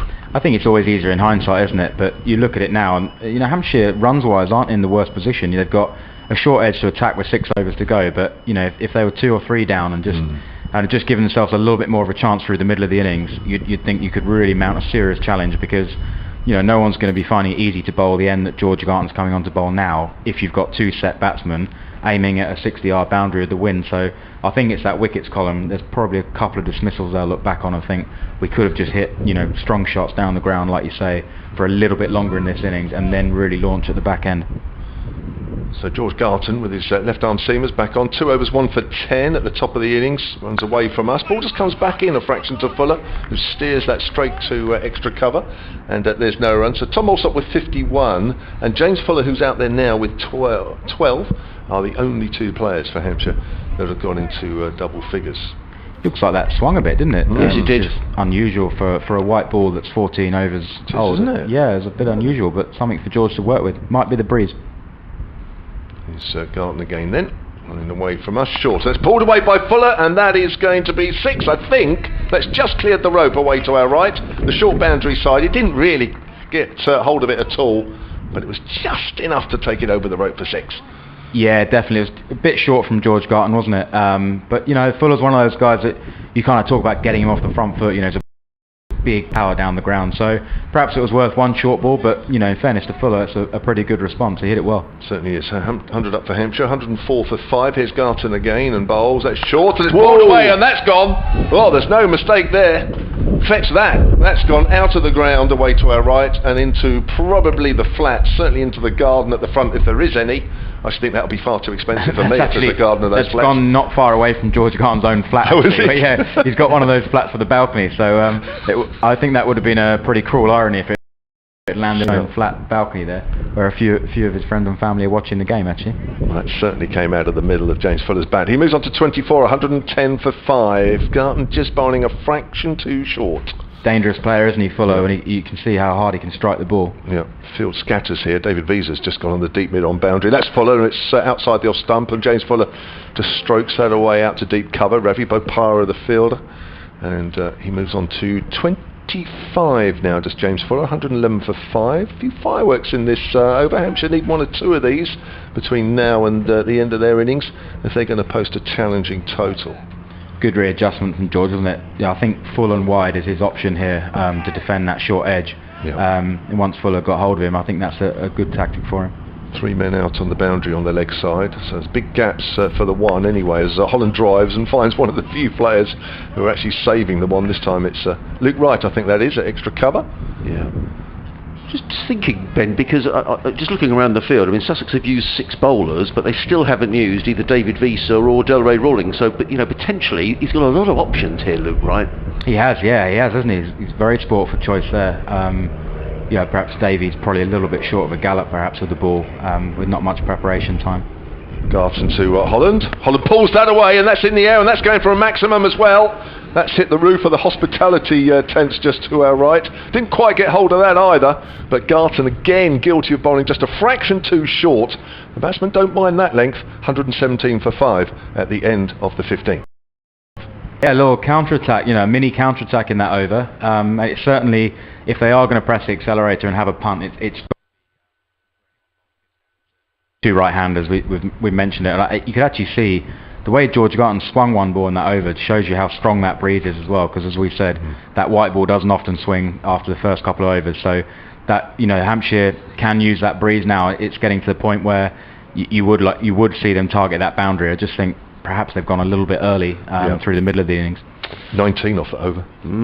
Well, I did see Luke Wright signal in the direction of Ollie Robinson at the end of that over, so I wonder whether Robinson might be going to bowl the next over from the C end, but for the time being it's going to be Ravi Bopara. 3 overs, no wicket for 17, bowling his final over. Down the hill, comes in and bowls to Fuller, and Phil Salt whips off the bails, but umpire Taylor not interested. Good extra bounce there from Ravi Bopara. Yeah, it was a good ball, wasn't it? I was just thinking, Wrighty's obviously taken a leaf out of my captaincy. If in doubt, get Ollie Rob on. It's not a very complicated formula. Well, it's worked, Ben. Yeah, it does. Or just go around scratching your head, looking as though you're thinking loads of options. In comes Bopara over the wicket bowls, and Fuller plays this through mid-wicket, picks up a single as Delray Rawlings comes running in from deep mid-wicket to field, and there is no run. There is a run. What are we talking about? 118 for 5. That's normally my post-lunch chat. Is after a long hard think, we're going to go from Ollie Rob down the hill, and somebody else can bowl the other end. comes Bopara. You can hear the wind on our effects microphone. It's pretty strong as in comes Bopara, bowls, and Holland gets a thick outside edge, and the ball runs away between the fielder at backward point and third man, and races away for 4 runs. Very fortuitous 4 runs perhaps, but Holland nonetheless goes to 13 and Hampshire to 122 for 5. Yeah, Ravi will probably feel that was slightly wide, won't he? I know it's a bit of a thick edge, but with that field third man up, I think a bit straighter and use the long edge, but he hasn't bowled many bad balls, but he'll probably feel that was one. Yeah, and the way he snatched the ball as it was thrown back to him suggests that that's exactly the case, but he's coming in again to bowl to Ian Holland, who's 13 not out. He's in and bowls, and Holland cuts this one away to backward point. Slight misfield there from Danny Briggs, which is unusual, but it doesn't cost Sussex a run, and Holland remains on 13, the total 122 for 5. Holland looks around the field, Bopara with 2 balls left to bowl of his allocation of 4 overs. He comes in again to bowl to the right-handed Holland. He's in, and well, a ramp shot from Holland down here towards our media centre, and Will Beer it is who runs around and fields and gets in the throw. Interesting shot from Ian Holland. Picked up a single. I think he was looking initially like he was going to hit it over Millsy's head here at 45, and then looked like he went for the reverse paddle. So yeah, pretty good adjustment as Ravi went a bit wider, but just got almost too much bat on it, didn't he? Went too high, and Beer could get round. 123 for 5, Bopara in again, outside of the off-stump, cut away, and that's a good shot, but a good bit of fielding, a very good bit of fielding by Ollie Robinson, diving away, fielding on the cover boundary, and what probably James Fuller thought was going to be a boundary, in fact is restricted to a single, so a good bit of fielding by Ollie Robinson. 124 for 5, Fuller on 27, Holland on 14. I said I thought it was going to be Ollie Robinson, but it's not. I think it's going to be Tamal Mills who's going to come on to bowl, so maybe the look I thought Luke Wright had directed in the direction of Ollie Robinson was wrong, but it's definitely going to be Tamal Mills, who's bowled 2 overs so far for 14. Yeah, probably a good call from Wrighty. He's probably got his best fast bowler in this format to bowl the most difficult over. So you know he's going to ask Fuller and Holland to go and hit the quickest bowler to that short edge. So I think that's a good move from Luke Wright, and it'll be a good contest. This, I think. Yeah, it certainly will. 26 off the last couple of overs, which has certainly made a bit of a difference. Hampshire have certainly had their moments, haven't they, in this batting innings? Just probably consistency has been lacking, but they've certainly had these little mini kind of counter attacks, haven't they? Had one in the power play, and you know, one now. If they can extend it for the next 4 overs, and they could put something up on the board that could challenge Sussex. Yeah, 150 odd, 160. Yeah, I think so. Yeah, I mean, it looks like there's enough in the wicket. It's holding up, but obviously Sussex will fancy that short edge and a run chase. So, but yeah, the next 4 overs are going to be absolutely vital, and this is going to be a big challenge for them with Millsy coming back on. Kev, I'll just comment on these couple of balls. So we've got a radio update to come as in comes Tamal Mills running in over the wicket and bowls and beats Fuller outside of the off stump, taken by Phil Salt, and there is no run. There's a third man sweeper on the cover boundary, then a long on, a wideish deep mid wicket, almost a cow corner really, and a deep square leg as Tamal Mills is back to his mark, literally just down in front of us. Coming into bowl to the right-handed James Fuller, who's on 27 off of 18 deliveries, and Hampshire 124 for 5 as in comes Tamal Mills racing in over the wicket, bowls, and Fuller plays that one down to third man, picks up a single fielded in the distance by I think it's Will Beer all the way down there.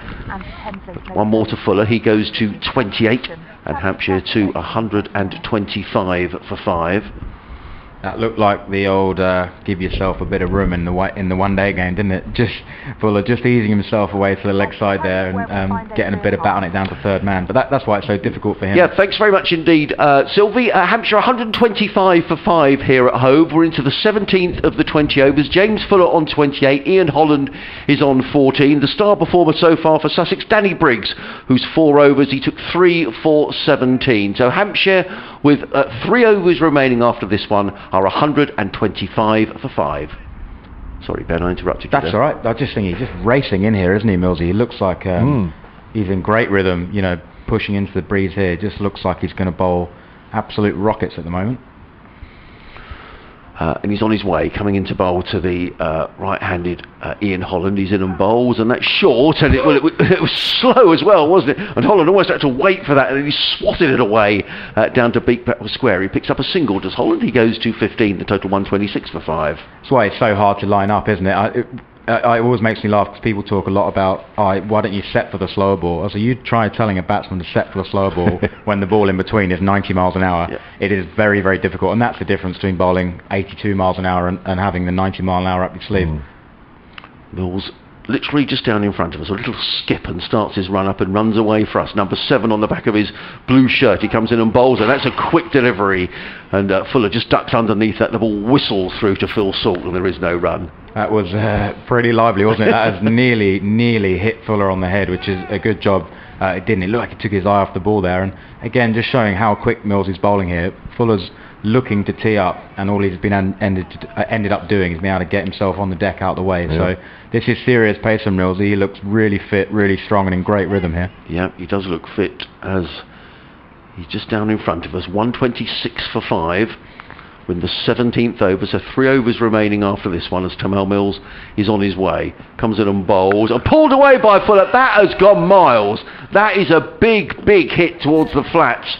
It was short from Tamel Mills, and that was absolutely belted away by James Fuller. He goes to 34 of 20 deliveries, and Hampshire to 132 for 5. That's a brilliant shot, isn't it? Yeah, so much power, and he's obviously picked up the slower ball, which is something he hasn't been able to do before that. He's picked it up. I wonder if Mills is thinking maybe I should have just continued to bowl, fast. He looked too quick for him. He's obviously tried to fox him with the slower ball, but fair play to Fuller. That's a brilliant comeback.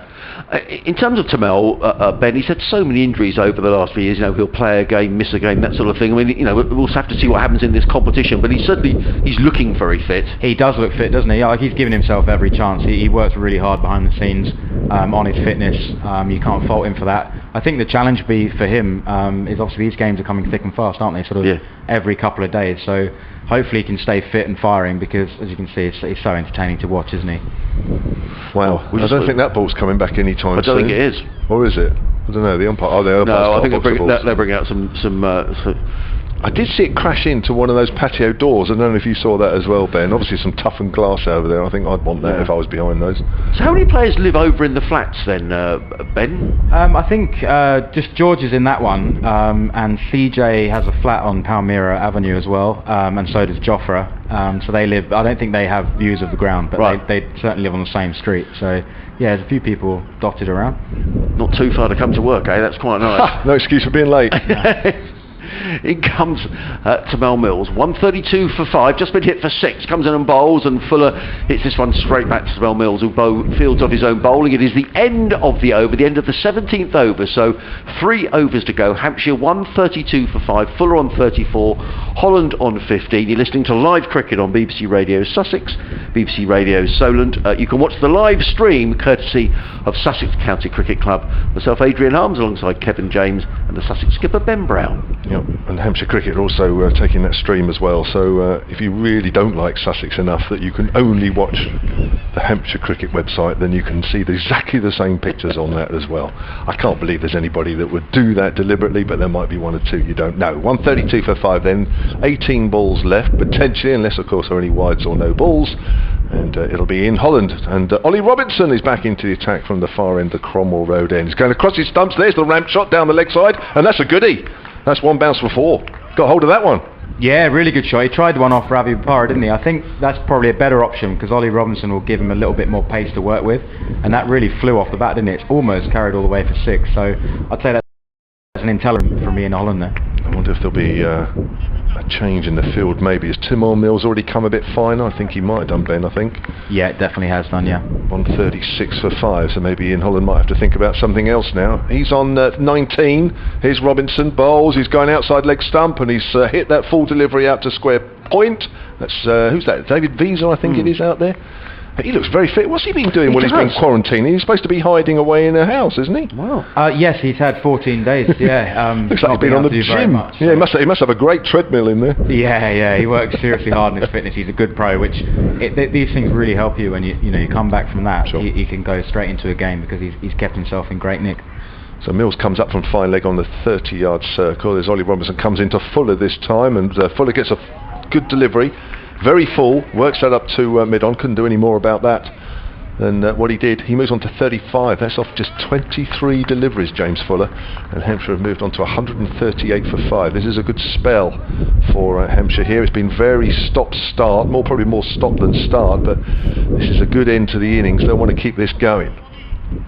So 138 for 5. Robinson, right arm over, comes in again. Bowls to Ian Holland. Leg ball. Holland works that away in the air, but safe out towards Delray. Rawlings at deep mid-wicket.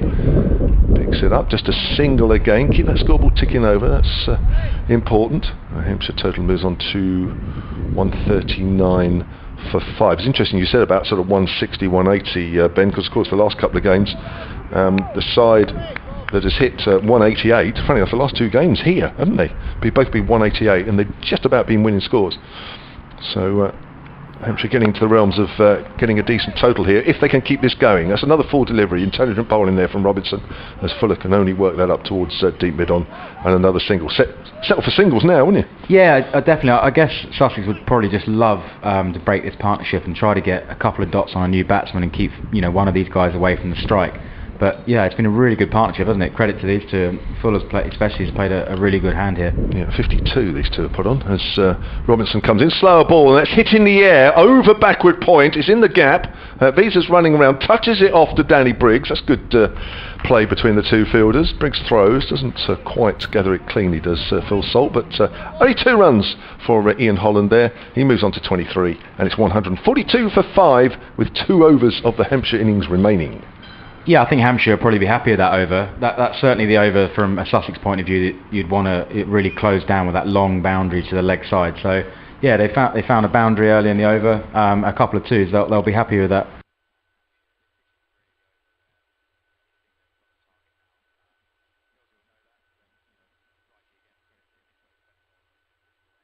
What would you say to Tymal Mills now? This second to last over. Well, I thought Fuller hasn't yet hit his quickest ball out the park, so I would personally stick with that for as long as until Fuller gets hold of one. Yeah. In comes Mills, 3 overs at 1 for 22. He's in over the wicket, bowls, and Fuller pulls that one down the ground. Good bit of fielding down in front of us by Harry Finch, prevents anything more than a single. Fuller goes to 37 off 25 balls. Hampshire 143 for 5. It's a situation where it's a classic, play to your own strengths, because a lot of left armers here may bowl wide Yorkers with a, third man back and all those kind of things, but that isn't really Millsy's strength. So, it's interesting, he's backing his strength, hit the wicket hard, use his slower ball and just back his strength, even though, there's an obvious challenge with that short boundary. Partnership of 55 between Fuller and Holland as Mills is on his way, coming into bowl to the right-handed Ian Holland. 23 off 16 deliveries, he's in and bowls, and Holland plays a nice looking shot into the offside. He picks up a single, fielded there by Ravi Bopara at extra cover. It's just 1 more to the total. Really good start this over, isn't it, Mills? His first ball, heavy delivery into back of a length, and then he's bowled his Yorker to mix it up. So interesting to see if he backs that slow ball again. I personally think I'd quite like to see him just keep bowling quick towards James Fuller. 3 men saving 1 on the offside. There's a backward point, extra cover mid-off, a short fine leg, then the other. There are 3 fielders on the leg side boundary as Mills turns and runs away from us, coming into bowl to James Fuller, who's on 37. He's in and bowls short down the leg side. I think that's probably going to be signalled to wide by Billy Taylor. Yes, indeed it is.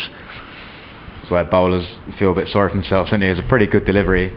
Fox, the batsman, just went over his shoulder there, but it's technically down the leg side, so probably a little bit harsh on Millsy, that, to be honest. 145 for 5. A few people standing out on balconies watching the cricket. There's someone standing on one of the roofs of the blocks of flats away to our right hand side.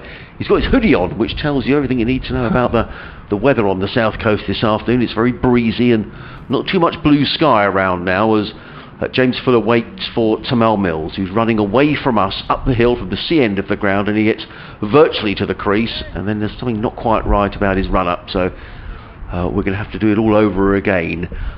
10 balls remaining in the innings. I guess Hampshire will be thinking, what, if they could get 2 a ball, they might get to 165. I think they'd take that, from where they were and the wickets they've lost. I think it's something to bowl at, certainly. At one stage, 88 for 5 were Hampshire. As in comes Mills, bowling to the right-handed Fuller pulls that one down. That's a big hit. That is a big hit. That's gone over the top of the media centre here. You don't see that happen too often, and that's a big blow straight down the ground. Fuller goes to 43 off just 26 deliveries, and Hampshire 151 for 5. That's a brilliant shot, isn't it? That is a brilliant shot. Credit to the batsman. I know you were asking for straight drives, weren't you, earlier? Yeah. Well, that's about as good as it gets, isn't it? A straight drive that must have gone, 90 to 100 metres, I'm guessing, straight over our heads. That is a huge blow. To do that off the pace of Tamal Mills is no mean feat. Tamal shakes his head as he wandered back towards us, but has wondered. Well, it was a good shot. You've got to give credit to the batsman. Fuller to 43 as in comes Mills again over the wicket, bowls, and look. Well, he stepped. That's not the shot that he played that he's rehearsing there, James Fuller. He always took a step away to the leg side. I wonder if he was expecting the old fast bowler bounce there after getting hit over his head for 6, but Millsy outfoxed him there, didn't he? Went full and wide. It's a really good delivery, that, and I think, like you say, I reckon Fuller was just shaping up for a short ball to try and club over the leg side, and yeah, Millsy's won that cat and mouse battle. This is a good contest, isn't it? Millsy bowled the tough overs, Fuller's targeting him. This has been a good cricket. 43 off 27 deliveries from James Fuller. Tamal Mills is back to his mark. He's got 2 balls to bowl in this spell, 1 for 31 at the moment, but he's running away from us. James Fuller awaits. And Fuller pulls that away. That's another huge 6. Well, it was short from Tamal Mills, and it's pulled away, and that's been pulled way over mid-wicket. That's another 6 for James Fuller. That's 5 6s that he's hit so far. He goes to 49, and Hampshire to 157 for 5. Yeah, no bother about the short edge. That's gone absolutely miles. That's 6 on any ground, anywhere. That's a blow from Fuller, and he's really propelling Hampshire to a decent total here, and he's putting a very, very good fast bowler under pressure here with those conditions out towards the leg side. Well, we said just at the beginning of the we thought Hampshire might take 165. Well, they may have their eyes on a little more than that. Let's just see what Tamal Mills does do here. It's the final ball of the penultimate over. As in comes Mills, bowls to Fuller. Fuller pulls that one onto the leg side. He'll take a single, and I think they'll be very happy for James Fuller to keep the stroke. What that does do is bring up a half century for James Fuller, and a very fine innings indeed. He's made 50 of 29 deliveries, including 5 6s and 1 4. He gets the applause of his teammates who are sitting over towards the pavilion there. At the end of the over, 158 for 5, Fuller on 50, Holland on 24. It's a really good knock, that, isn't it? Great strike rate, real good counter-attack. I think it certainly shows the way that Sussex can think about this run chase. If they have one of the numerous big hitters in the side in and set for those last few overs of that leg side boundary, you can almost go and chase anything to that side. So yeah, I think it's probably a good lesson to learn from this innings, that if we have one of those hitters in at the death, I think you can really put the bowlers under pressure.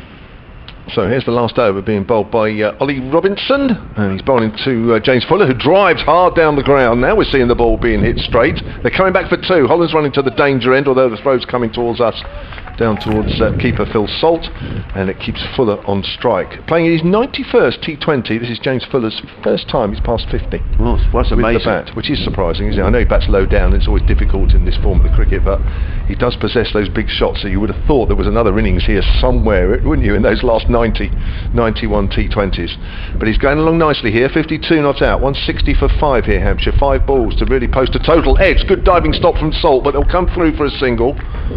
That's a great stop, isn't it? Yeah, it was. Salt. Yeah, that saved 3 runs for Sussex. It looked like a certain boundary off the outside edge.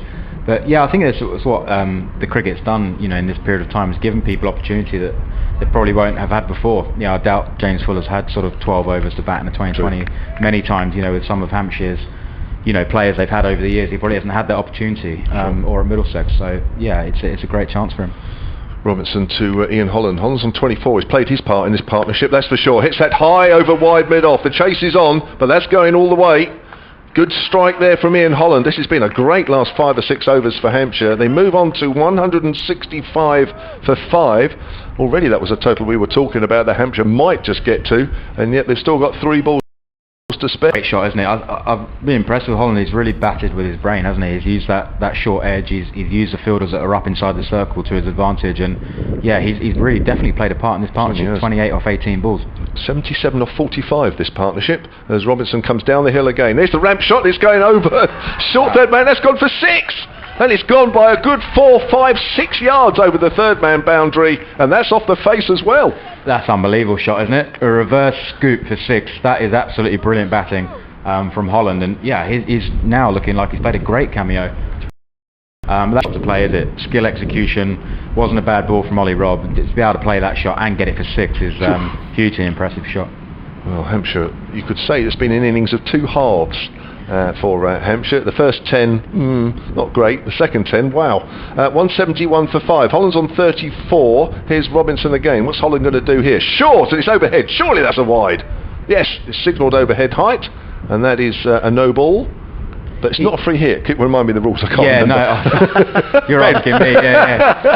No free hit. But I've been impressed. Holland looks like a really good find in this sort of lockdown period with some senior players out, doesn't he? You know, he's obviously done really well with the ball in the championship, and he's now showing he's got something to offer with the bat as well. Yeah. Even in this shortened season, players are still shining. There's Robinson. It's short, and that's pulled away. It's in the air. Rowlands, I don't think, is going to get to that. Running off the deep square, deep mid-wicket boundary, but they're coming back for 2. That's good running. Rowlands had a lot to do. That is a big boundary away to our left, unlike the one away to our right, although that's caused 1 or 2 of the Hampshire batsmen's demise trying to go after that short boundary. 175 for 5, then 1 ball left of the Hampshire innings. Holland has 36, and he's going to be facing this last delivery from Ollie Robinson. So 87 runs these two have put on off 48 balls. Here's Robinson then, bowls to Holland, and it's short, and he's going to run through a single anyway, or the ball misses the stump, so Fuller will remain not out. 1 bye will be called by the umpire, and that is the end of the Hampshire innings. 176 for 5. Fuller is 53 not out, and Ian Holland is 36 not out. Yeah, great partnership that, isn't it, for Hampshire? And they kind of take the momentum into the half-time break, I guess. You know, I don't think Sussex will be overly concerned with the target, with that short boundary, but it's certainly from where they were in the innings. I think, you know, we'll have to be a little bit disappointed that we haven't managed to sort of keep that to kind of 150, 155 with those early wickets. But yeah, credit to the Hampshire guys. I didn't think we did an awful lot wrong with the ball. That's just a really excellent counter-attack, you know, started by Fuller and then, you know, finished off with Ian Holland there. Well, Hampshire was 71 for 3 after 10, finishing on 176 for 5. So we're looking at, 105 runs, aren't we, for 2?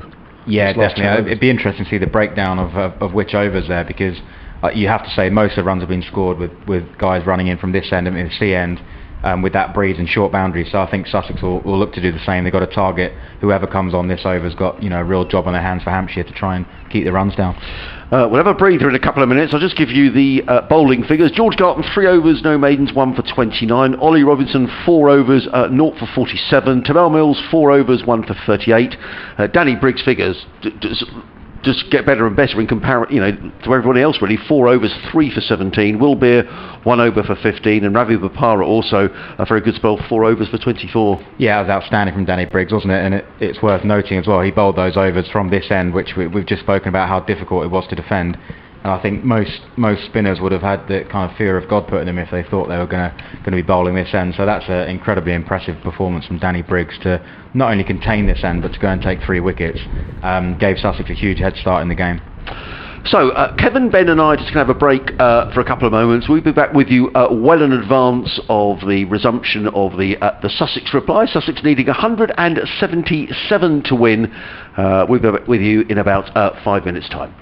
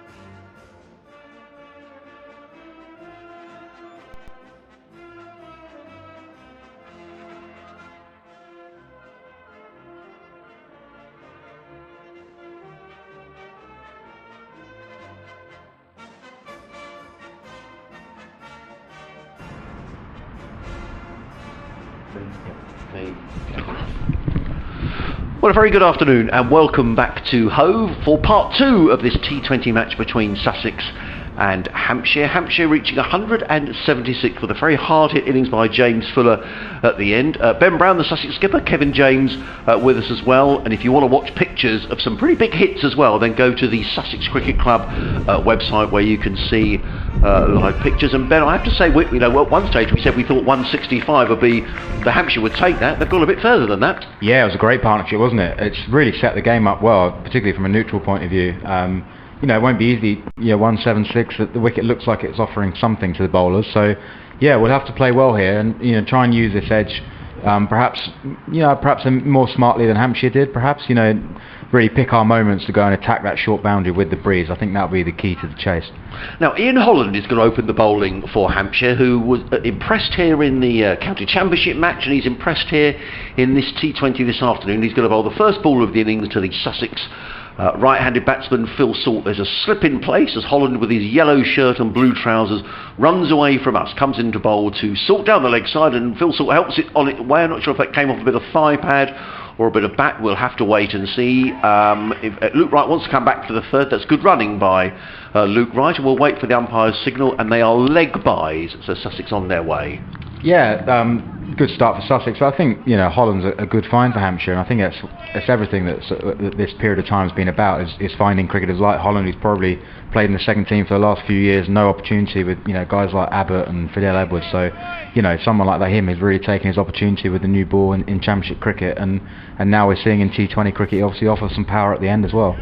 And it's a conversation for another day, but it is an interesting conversation, this, because I just wonder whether counties will now be looking at some of their younger players and saying, do you know what, well, there are some young players who can do well in County Championship cricket and longer formats. I hope so, yeah, definitely. It's been a fantastic opportunity for people to show what they can do and really challenge for places when some of those senior guys come back.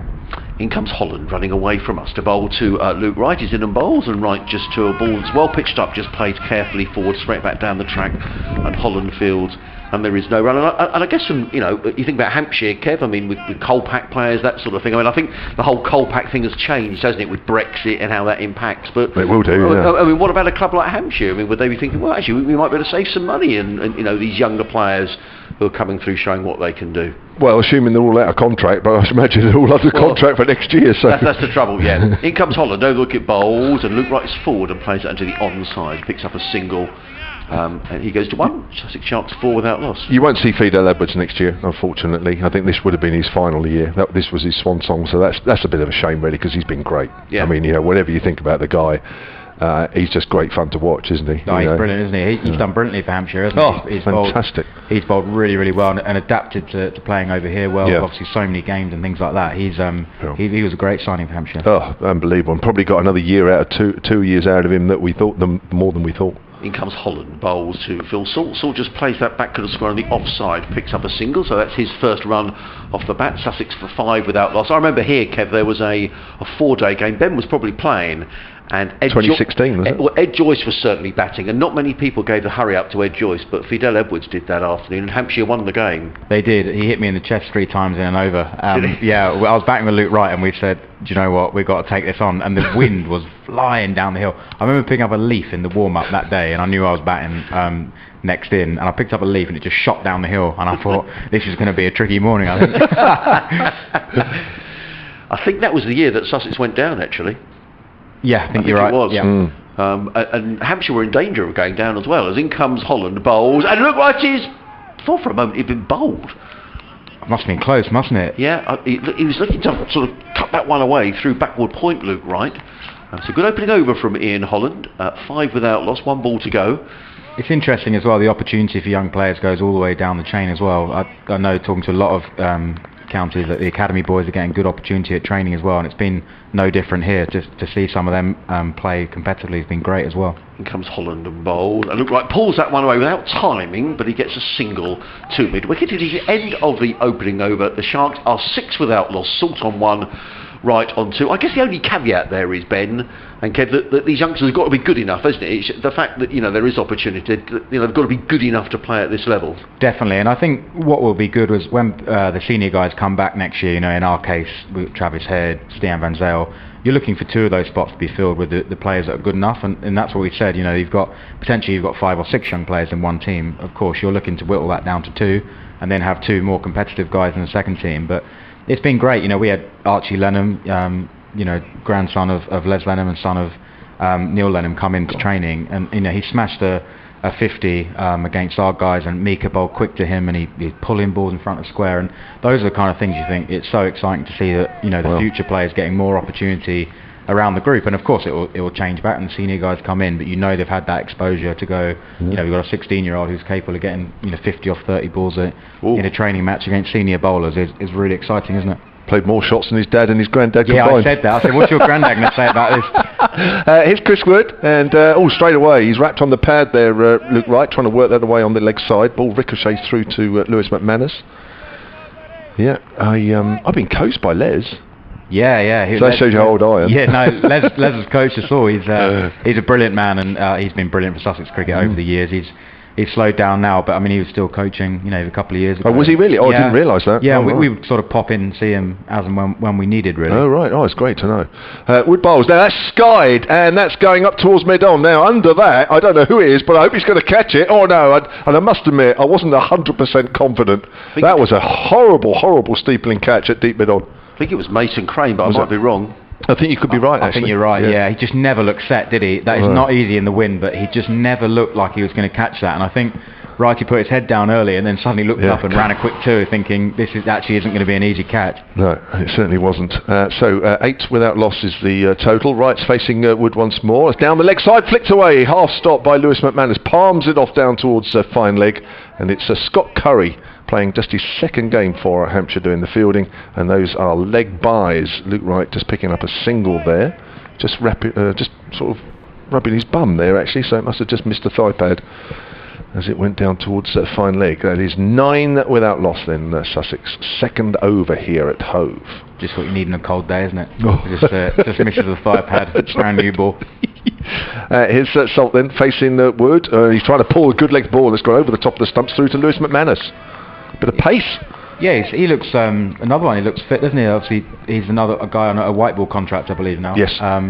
Yeah, he looks fit and raring to go. And probably just looks like he's bowling half a yard quicker than I've seen in the past. I mean, a lot of these guys would have benefited from 4 months off, wouldn't they? Then I think so. Yeah, I think there's a balance, isn't there? Yeah. But certainly to rest the body and do some gym rehab, things like that. These guys, it has helped in that respect. Luxury down the hill again was Chris Wood. Bit of extra bounce, and he's going to kick the ball towards the stumps at the keeper's end. That would have been out. Right. Do you think he would have been? Yeah, it would have been out. Yeah, I think Luke was well short there on Chris Wood's left foot, and I don't think cricketers can think of anything better than kicking the stumps down like a football style. So luckily for Sussex it's missed. It's been a little bit of a hectic start this, isn't it, for Sussex? Just need to get calm, I think. Just a bit more composure to get through these early stages. Yeah, the first over went for 6. This one has actually only gone for 4 so far. It feels like a lot more. Yes, Chris Wood's a big Chelsea fan, so I can imagine he was imagining he plays up front for Chelsea these days. Me. Are you a Chelsea fan as well? Yeah, well, Werner's just signed, hasn't he? I think that's the correct pronunciation. Probably imagining that as he was kicking the ball towards the stumps. That's short, and he's trying to lift that over third man, and he's on his knees. Was Luke Wright goes through to Lewis McManus. That's the end of the over. 10 without loss. It's all happening here at the moment. Luke Wright has 4, and Phil Salt has just a couple. I think these are the challenges for players that haven't played for a while.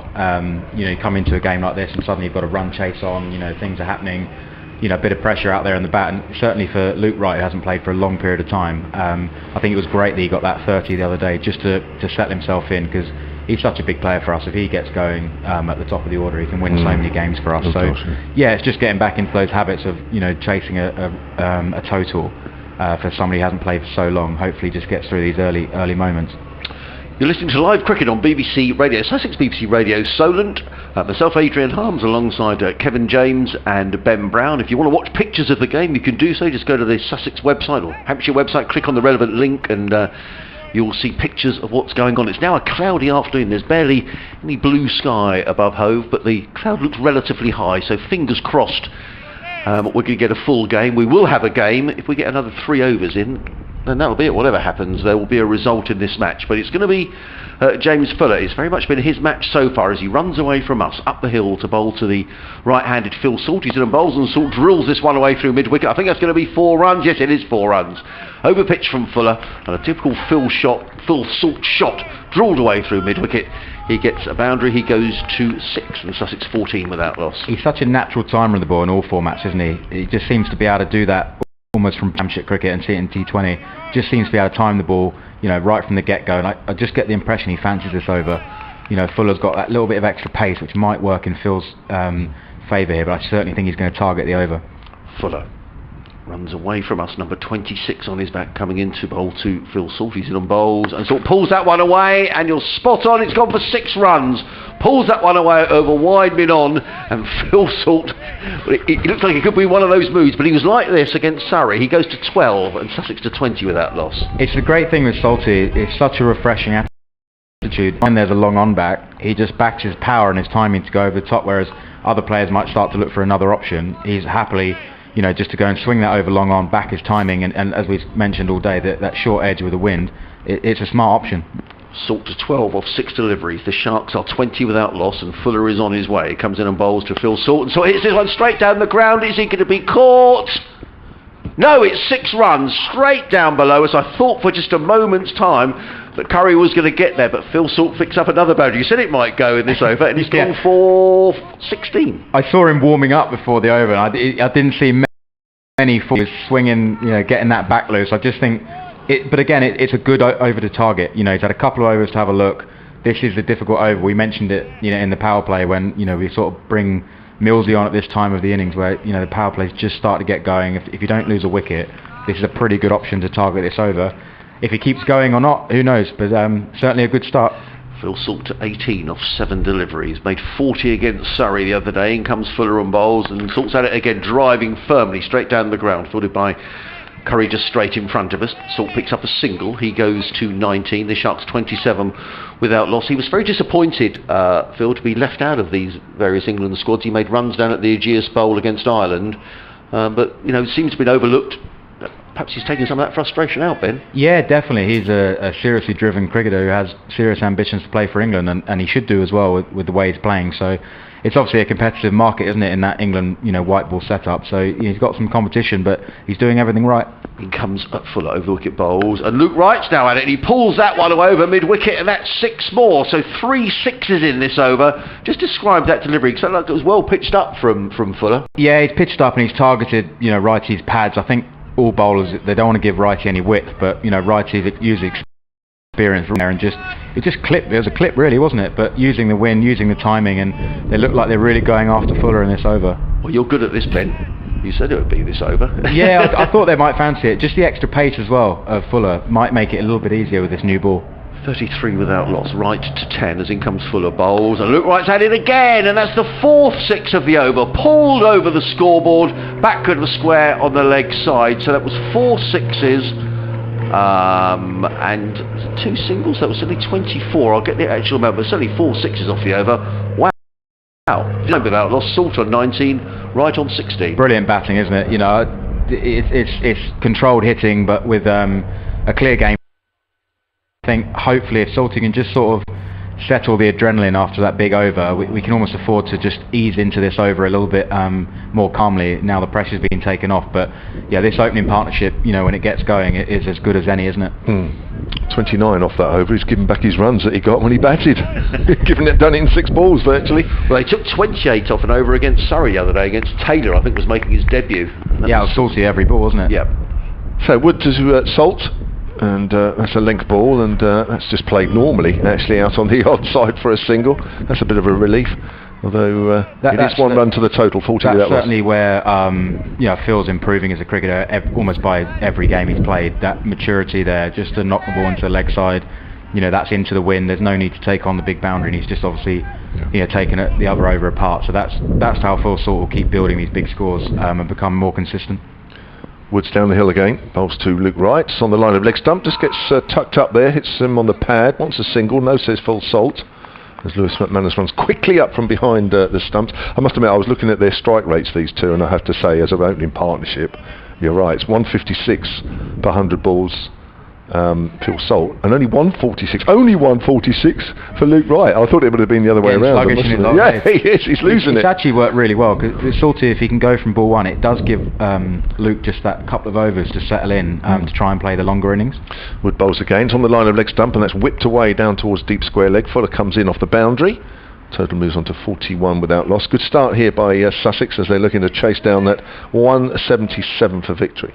Especially as captain, if Salty goes off to a flying start, it just gives Wrighty that time to sort of compose himself, have a little look for 2 overs, just and almost play the senior role in the partnership and let Salty, really drive the game forward. It's working well at the moment. Salt facing Wood, another length ball, and again he's happy just to work that on the onside for a single. Keep that scoreboard ticking, and he moves on to 21 now, Phil Salt, and that's come off just 10 deliveries, 42 without loss. Just having a look around to see who's going to bowl this next over, because if Sussex don't lose a wicket in this over, this is going to be a really tough over to bowl. And Hampshire have got some young bowlers. Obviously, Curry's on debut, isn't he? Yeah. First time he'll bowl. Yeah, first bowl. So would they fancy him this end? It'll be a very, very tough ask. He gives himself some room there, Luke Wright, and cuts it straight to point where it's fielded. Fortunately, didn't get it through the gap on that occasion. I must admit, I did see Scott Curry warming up, but it looks like it's going to be Ryan Stevenson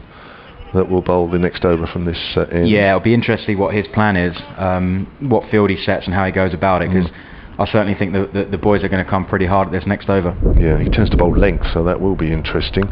Just follows him a little bit there, Luke Wright. Gets called through by Salt. The throw goes in at the bowler's end. Luke Wright's home. Moments hesitation there from Luke Wright. Wasn't quite sure, but he took off quite quickly. 43 without loss. 4 overs gone, and Wright has 18. And Phil Salt has 21. You watch how hard Righty bangs his bat here in preparation. Like he'll just start smacking the bat by his toe. It normally means he's going to go big. That's a telltale sign. It normally means his adrenaline's pumping. He's going to smash it. Does it? So maybe watch out for that. But yeah, this is a really tough over to bowl. Young bowler. Obviously, he's not got loads of experience. So this will be a really good test for him. Yep. Is this something you talked to Phil Salt? I was interested in what you said, and even in Championship cricket this season, Ben, there's been a couple of times when Phil's played a couple of lovely shots, a couple of boundaries, and I've said in commentary, the next ball is the most important, and he'll perhaps just play it to mid-off. Has that been a conscious thing, you think, in his game, in his development? Yeah, definitely, and he's starting to learn his key things: to stand still, play it late under his eyes, and if he keeps doing that, then he can do it for longer periods of time. In comes Ryan Stevenson, right over. It's a full toss, pulled away by Luke Wright, and that's going to be 4 more to Luke Wright. Full toss. And Wright didn't time it as well as he might have hoped, but it was still more than enough, and the ball carried over the infield down to the boundary for 4 runs. Luke Wright goes to 22 and Sussex to 47 without loss. Wasn't far away from a no ball, that was it, which would have been a bit of a disaster. Only a free hit over waist high. I think it's underneath, which is I think why Righty found it hard to time. They're not actually as easy to hit as you think, those balls. It's kind of thigh high. So it was a good strike. Now, there's change in the field. There are 2 men out on the leg side. There's almost a cow corner and a long on down below us. The other 7 fielders all inside the circle, saving one as Stevenson runs away from us to bowl to the right-handed Luke Wright. He's in and bowls. Wright pulls it away onto the leg side and straight to the fielder on the bounce at that deep, or was a deepish mid-wicket position. 1 more to Luke Wright. He goes to 23, the total of 48 without loss. There was a decent stop by Curry down there, because he is right in the hot seat there, isn't he? And just his second T20. It's fair to say Sussex is going to be targeting that area. So yeah, he must be a decent fielder if Hampshire are trusting him in a good position there. They're keeping the field the same for Phil Salt, who's on 23 on 21, I should say, off 10 deliveries. As in comes Stevenson and bowls, and Salt. It's 40, almost stopped on him a little bit. Looking to flick it away on the leg side, he picks up a single into the offside as Phil Salt. He goes to 22 and the Sharks 49 without loss. Yeah, he just looks in good nick though, doesn't he, Phil? He looks pretty calm out there. He looks really controlled and measured in the options he's taken so far. And yeah, like you're saying, he's learning that all the time in Championship cricket as well. Just when to calm down, when to just keep playing the ball late. He's so much power and so many shots, it can sometimes be difficult. In comes Stevenson, bowled short and cut away by Luke Wright. That's a good shot by Luke Wright. He waited for that and then played it very late down to third man. He picks up another boundary, just the skipper. He goes to 27 off 17 deliveries, and the Sharks 50 is up there. 53 without loss, needing another 124 to win. It's a good example there where obsessed with the short edge. Obviously the bowler's trying to keep it away from that short boundary, and Wrighty's had the presence of mind. Clearly he's targeting that side, but the presence of mind actually just to go and hit it in a gap the other side, and there's still runs to be had. In comes Stevenson again, bowls, and Luke Wright's hit on the pad. There's a loud appeal. Luke Wright wanders away. He didn't think that was out, and it looked to me like it was going down the leg side anyway.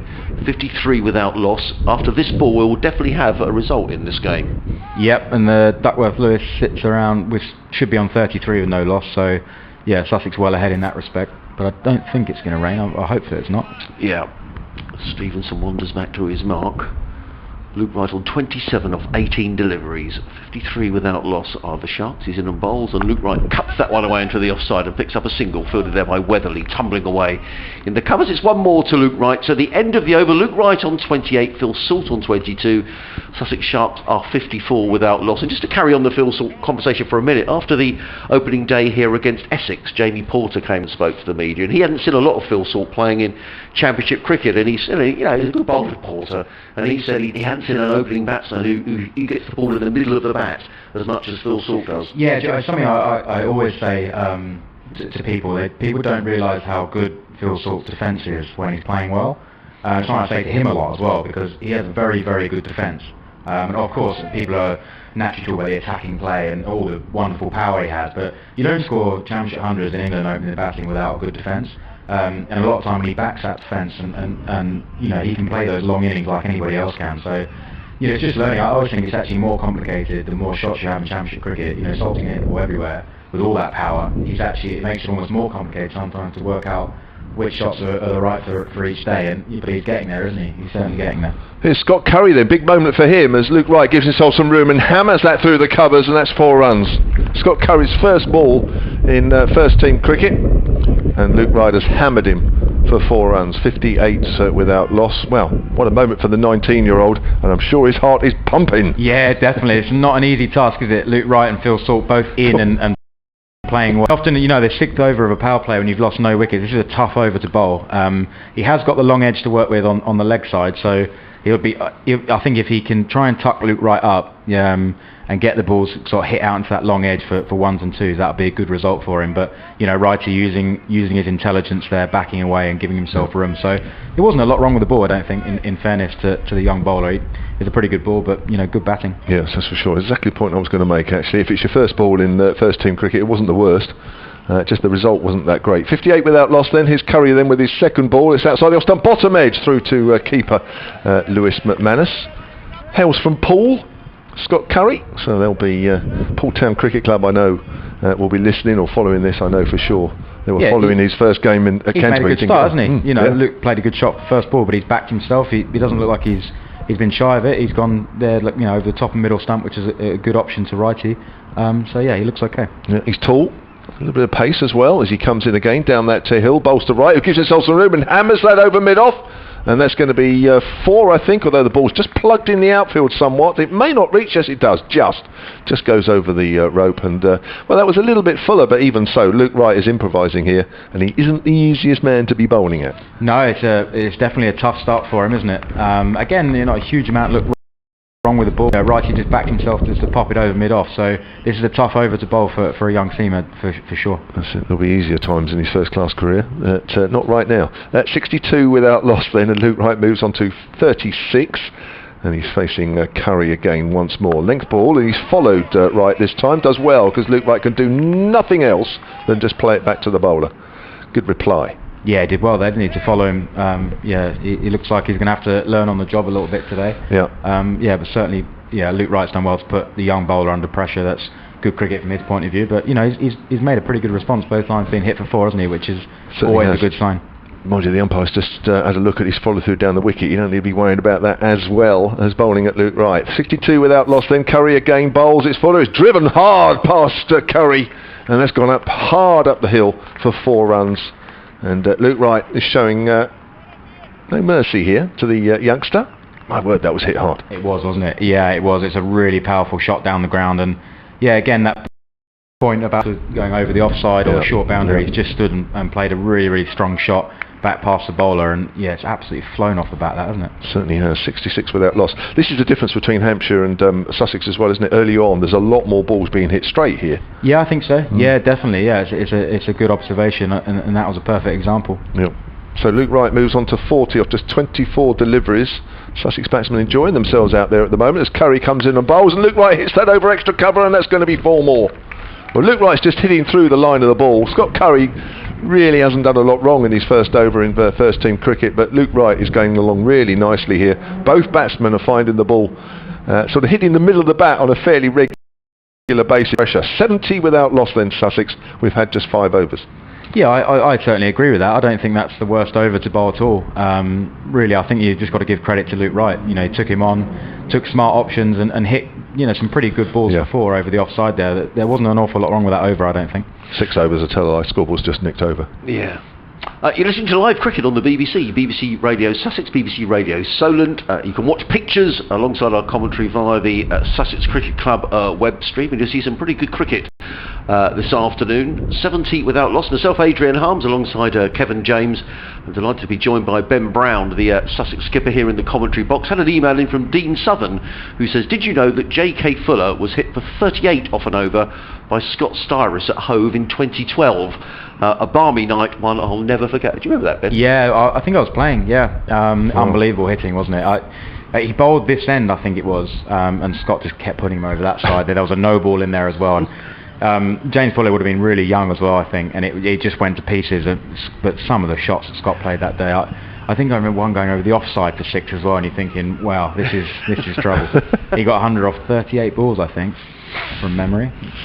Thank you for that email, Dean at sussexcricket@bbc.co.uk, if you want to send us through an email. But it's going to be Ryan Stevenson who's going to carry on from the C end of the ground. A 70 without loss is coming into bowl to Phil Salt, who's on 22 off 11 deliveries. He's in and bowls, and Salt drives down the ground and picks up a single, fielded down in front of us by James Fuller, who's got sort of similar hair to David Vieser had last year, actually. Yeah, with the cap on, it looks like it maybe came with the hat, doesn't it? Look at the old fancy dress. He looks like he's gone for the lockdown long hair.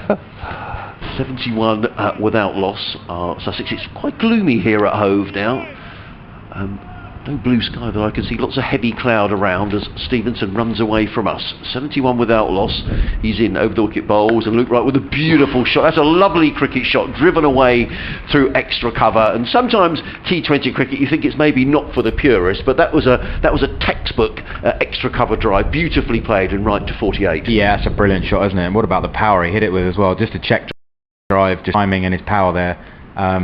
A little bit full and a little bit wide again, perhaps the bowler worrying about that short edge, but you know, Ricey's got the presence of mind just to play a good cricket shot and pick up 4 the other side.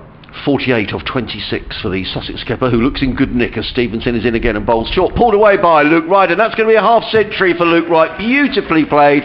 It was short and Wright was onto it in a flash, and he pulled it away through mid-wicket for another boundary. He may not have played much competitive cricket in the last 9 months, Luke Wright, but that doesn't seem to matter. 52 of 27 balls, including 2 really in the groove. That's a brilliant 50, isn't it? Yeah, absolutely outstanding 50, and it's always a great sign for Sussex when Luke Wright's playing like this at the top of the order. 79 without loss, Stevenson in bowls, and Wright drives again. He hammers that one to extra cover, well fielded by North East, because that was going like a bullet. And there is no run, and a dot ball. And North East will be pleased about that. Yeah, well, I don't know how pleased too many. He might have been more pleased if it was somebody else that was fielded it rather than himself. But, yeah, I'm just wondering who Hampshire can turn to. Maybe a bit of Mason Crane the other end just to try and pick up a wicket, because the seamers are travelling at the minute. In comes Stevenson over the wicket bowls, and Luke Wright is looking to fiddle that one away on the offside. The ball just ricochets away in the offside, and there is one to the total. Is that a run? Yes, I think it is a run, not a leg by. 80 without loss, Wright to 53. But I remember that game down at the Aegeus Bowl last year where David Vieser made that huge 100. You made runs as well, Ben, and Sussex looked like they were over the line and lost that game. Yeah, it still hurts me to this day. And I think Mason Crane got wickets in that, actually. Yeah, he did, I think he's probably the most obvious wicket taker in this Hampshire lineup, isn't he? In terms of an attacking option, so it might be the way to go for Hampshire, to actually almost try and fight fire with fire and throw the leg spinner on and try and get a wicket. In comes Stevenson, running in 80 without loss. The Shark comes in and bowls to Phil Salt, who pulls that way onto the leg side. They've taken 1. They'll think about 2. No, they won't. They need to take a risk as the throw comes in. 1 more to Phil Salt. That's the end of Stevenson's over, and the Sharks are 81 for 1. They need another 96 to win at a required run rate of 7.4 and over. Duckworth Lewis at the minute is 49 and Sussex are 81, which gives you an indication of how well these two have started. Yeah, definitely, and it's going to be Mason Crane with that longer leg side boundary to work with, and I'm really interested to see how Sussex play it, whether they keep on attacking or whether they feel they can just knock the ball around for a little bit. But certainly Mason Crane will feel a little bit of pressure here coming in, bowling at 2 guys who are after a flyer. well, in the 4-day game here, I think I'm right in saying, got a few wickets, didn't he? Yeah, he did. Yeah, he spun the ball. He spun the ball well in that game. I've not seen a huge amount of him in T20 cricket, but yeah, he's always going to be a wicket-taking option. You know, he can spin the ball both ways. Yeah, he's more earmarked for white ball, really. I think as Hampshire see it, as his first delivery, and that's worked off the back foot up towards the vacant mid-on area. Mason Crane's actually running after it. Looks enthusiastic already with his first delivery. Save your energy, son. 82 without loss then, Sussex. Hampshire at this stage, after 7 overs, although we've just started the 8th, Hampshire had 50, but they were going through a bit of a lean patch earlier on. It was certainly the second 10 overs where they came alive. Maybe Sussex are aware of that and want to keep going at this pace all the way through. Adrian. Mason Crane bowls and right his forward plays it into the upside when there is no run. Sorry, I've got an update to our listeners on BBC Radio Sussex, so we'll do that and then get back to Kevin on commentary. Dot ball though from Mason Crane. So 2 runs so far off of this 8th over, 82 without loss are the Sharks. And Crane is back to his mark. He's in and bowls, and Luke Wright drives firmly down the ground, just a single, and so far the Mason Crane experiment has worked then. Yeah, it has done. Yeah, I was just thinking about him, white ball versus red ball. Generally, it's a lot harder to pick a leg spinner in white ball cricket. The white ball doesn't have such a proud seam to spot. So yeah, he's a good bowler in this format and can certainly tighten things up, Hampshire. Here he comes, bowls, and Phil Salt is back and hammers that one away down to deep mid-wicket. A slight fumble by Stevenson nonetheless. It doesn't cost his side a run, just 1 more to the circle. Phil Salt goes to 26 and the Sharks to 84 without loss. It's always the way there's a long travel report right in the middle of the cricket. So a lot going on the local roads. In fact, there's no action at the minute because Luke Wright is just tying up his bootlaces. I think there's one road they've missed off, the B3809. They've mentioned everything else. Luke Wright adjusts his, ties up his boots and then, they're not really boots these days, are they? Puts back on his gloves and retakes his guard, and now he's ready. 84 without loss, Salt on 26, Wright on 54 as in comes Crane and bowls, and Luke Wright just plays this quietly away on the leg side through square leg. He picks up another single, does Luke Wright. He goes to 55. Yeah, Sussex going along very nicely here, Sylvie. They're 85 without loss. The skipper Luke Wright on 55 off 32 deliveries. Phil Salt is on 26. Sussex needing another 92 to win here in 12 overs. As I thought there was going to be a wicket then, but it's given us a wide. So 86 without loss. So Sussex well on target to win. The star bowler for Sussex, Danny Briggs, who took 3 for 17. So the Sharks 86 without loss, needing another 91 to win.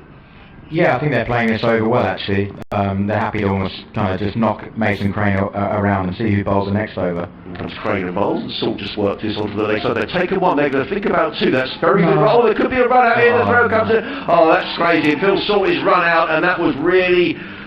Well, the skipper sort of looks at Luke Wright, and I think it was a poor call. Well, between them there was miscommunication. We'll get the professional eye on that in a minute. But just as Sussex looked like they were cruising, they've lost a wicket, and Phil Salt is on his way for 26, and the Sharks have lost their first wicket. Yeah, such a shame to lose one like that. I find that a difficult one to read. I'm not sure, because Luke Wright looked absolutely determined to take a 2, didn't he? He just put his head down and ran straight away. Whether or not Phil Salt didn't hear the call or what, I'm not really sure. Especially being, I'm not sure. But yeah, a bit of a crazy way to lose the first wicket for Sussex, really. Well, there was me a couple of overs ago saying to Mason Crane, save your legs, save your energy, and he was the one that ran out to mid-wicket. Maybe there was a little bit of confusion there because Ryan Stevenson was coming in, and yet actually Mason Crane got to the ball first. Well, he didn't look at his skipper too much there, Phil Salt, was he wondered by. If Sussex win, I'm sure.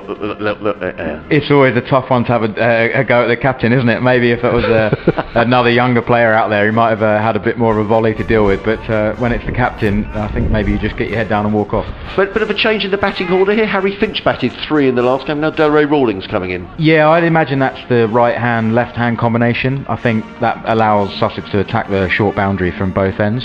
So I think that will probably be the thinking there. And perhaps also I think Harry will probably go in if it was the power play.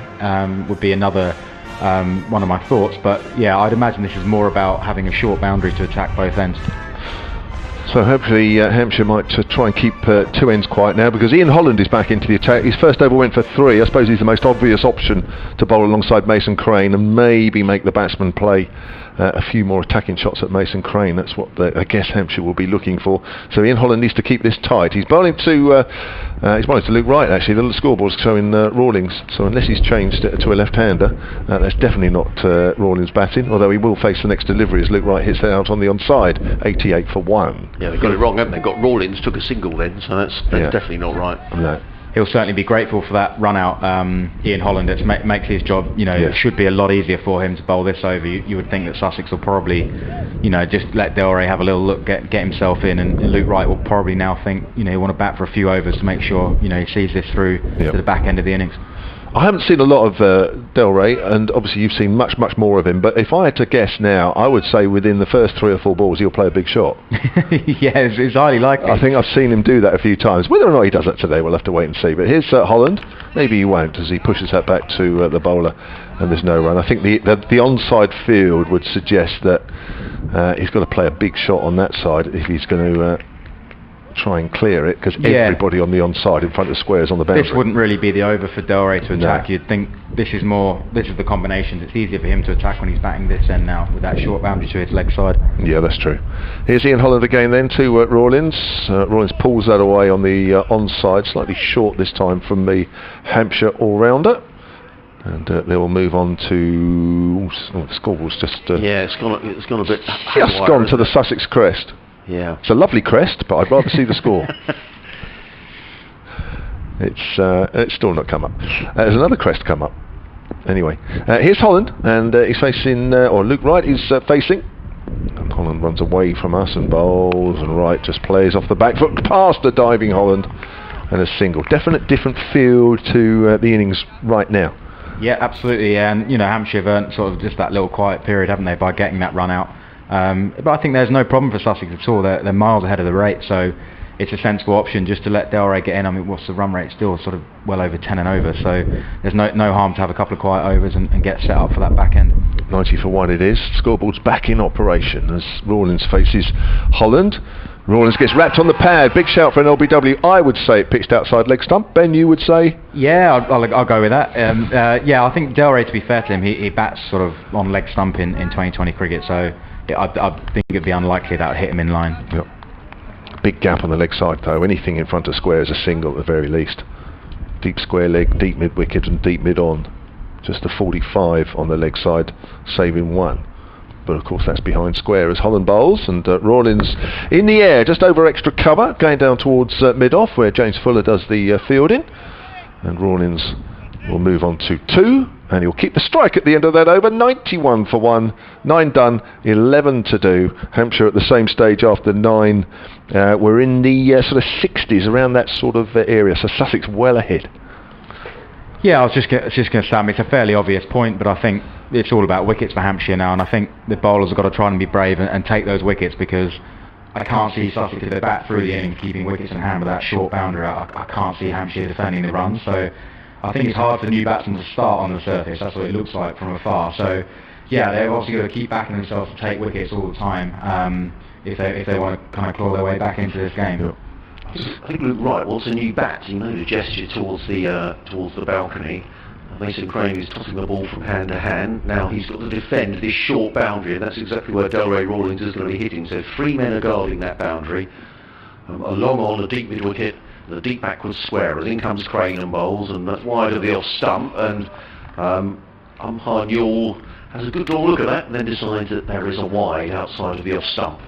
Looked like a googly sitting across Delray, which I think is a good option for Mason Crane. If Delray, he'll probably look to back his sweep shot, plays it brilliantly, so Mason Crane will be hoping to spin the ball across Delray's bat and get the top edge, and hopefully take a wicket from Hampshire's point of view. I don't think Mason Crane liked that decision much by now. Umpire comes in and bowls, and Rawlings pulls that one out to the leg side down to the long on, picks up a single. Does Rawlings? He goes to 3. And the Sharks to 93 for 1. I think he would have felt that Delray Rawlings' left foot was actually on the line of middle and off, so when he's reaching it actually looks as though it's wider than it actually is. Whereas, Ben, just getting your foot a little bit outside off stump gives you a better reach. Ball wouldn't look as wide. And the wide line should be able to be flexible these days with the batsman moving as well. Comes Crane bowls to right, he plays it quite easily offside, there is no run, so Just putting on the brakes a little. Sussex won't be overly worried at this stage, but they've just stopped the flow of runs. 93 for 1. Sussex leading 84 to win at 7.9 and over. Crane in his second over. Comes in and bowls, and Luke Wright rocks back, and he's beaten outside the stump, taken by McManus. Another dot ball. Yeah, it's certainly been the spinners, hasn't it? Obviously, we saw with Danny Briggs and the Sussex innings, and Mason Crane now just looks like they've got a bit of a stranglehold on the game. 3 more balls to come of this, the 10th over, 93 for 1 at Sussex as Crane is in on bowls, and Wright again just plays this carefully to the offside, fielded by North East. It's another dot ball, and you watch the required run rate, it starts to creep up. It's now over 8.1, as Ben was saying. That shouldn't be a problem for Sussex with 9 overs in the bank, but Mason Crane bowling a good spell so far from the Cromwell Road end. He's in on bowls again, and Luke Wright drives back to Mason Crane, who feels like his own bowling, and it's another dot ball, and he gets applause from his fielders as Mason Crane wanders back to his mark. Ball in Sussex, wasn't he, Mason Crane? Yeah, I think it was out Worthing Wales. Shoreham, yeah.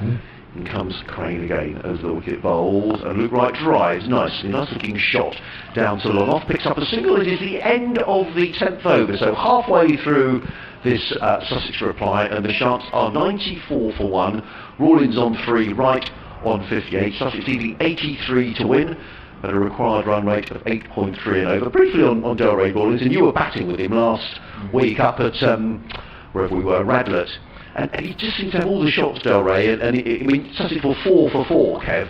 Wow. And Delray Rawlins made a kind of beautiful drive, Tim Murtagh straight down the ground. I mean, he just seems like he's got all the shots, Ben. He really has. He's a hugely gifted player. He bowls really well. His bowling's coming on at a rate of knots. He spins the ball.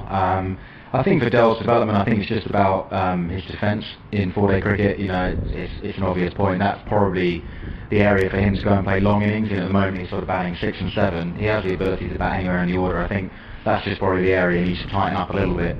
He's working on that defence because, as you say, the power game's there, isn't it? And the ability to hit sixes with the lower order as well, in the middle order, is really important for him as well. So, hugely talented player, but he's young, and he'll learn a lot from the extended run in the Championship this year as well. Bit of running repairs to Luke Wright's bat, and we're back in play as he's facing Ian Holland. Comes in and bowls now, and Wright cuts that away hard out towards the deep cover area, and it's fielded by Tom Alsop out in away to our left there, and it's 95 for 1 then Sussex. Just the 1 man out so far for the home side here. Phil Salt playing nicely for his 27 off just 16 balls. He was run out, and that partnership between him and Wright coming to an end when the score was 87. We're at 95 for 1 now as Holland bowls to the left-hander Delray Rawlings. Comes in again, bowls, and Rawlings trying to swing that away on the leg side, gets wrapped on the pad, I think. It was just, my vision was just see the intent pick back up, even the way Luke Wright hit that first ball out to deep cover. I think the back 10 overs, I think you'd almost think there's 5 overs from this end. It's almost a game within a game at this end, isn't it? How many can you get off this over? I would like to see Delray probably just tick the strike over to Luke and let him have this short boundary. Yeah, good point. As Holland comes in again and bowls to Rawlings, gives himself some room outside the off stump. That won't be called a wide. It looked a wide because Rawlings was outside leg stump. I think Holland may just have seen him. Yeah, I think that's really good bowling and also good umpiring. I think when the batsman gives himself room, it actually wasn't as wide as it appeared to Delray because he backed away from outside leg. So, credit to Holland. Again, he's shown he's an intelligent cricketer today. Certainly is. 95 for 1 then. Rawlings, 3 of 7 deliveries. Looking for a way here just to keep that scoreboard ticking. Hits that hard out on the onside. Has he split the field? I think he has. And that's 4 runs. Nice shot. Full delivery there from Ian Holland. And he split the fielders between mid-wicket and deep mid-on.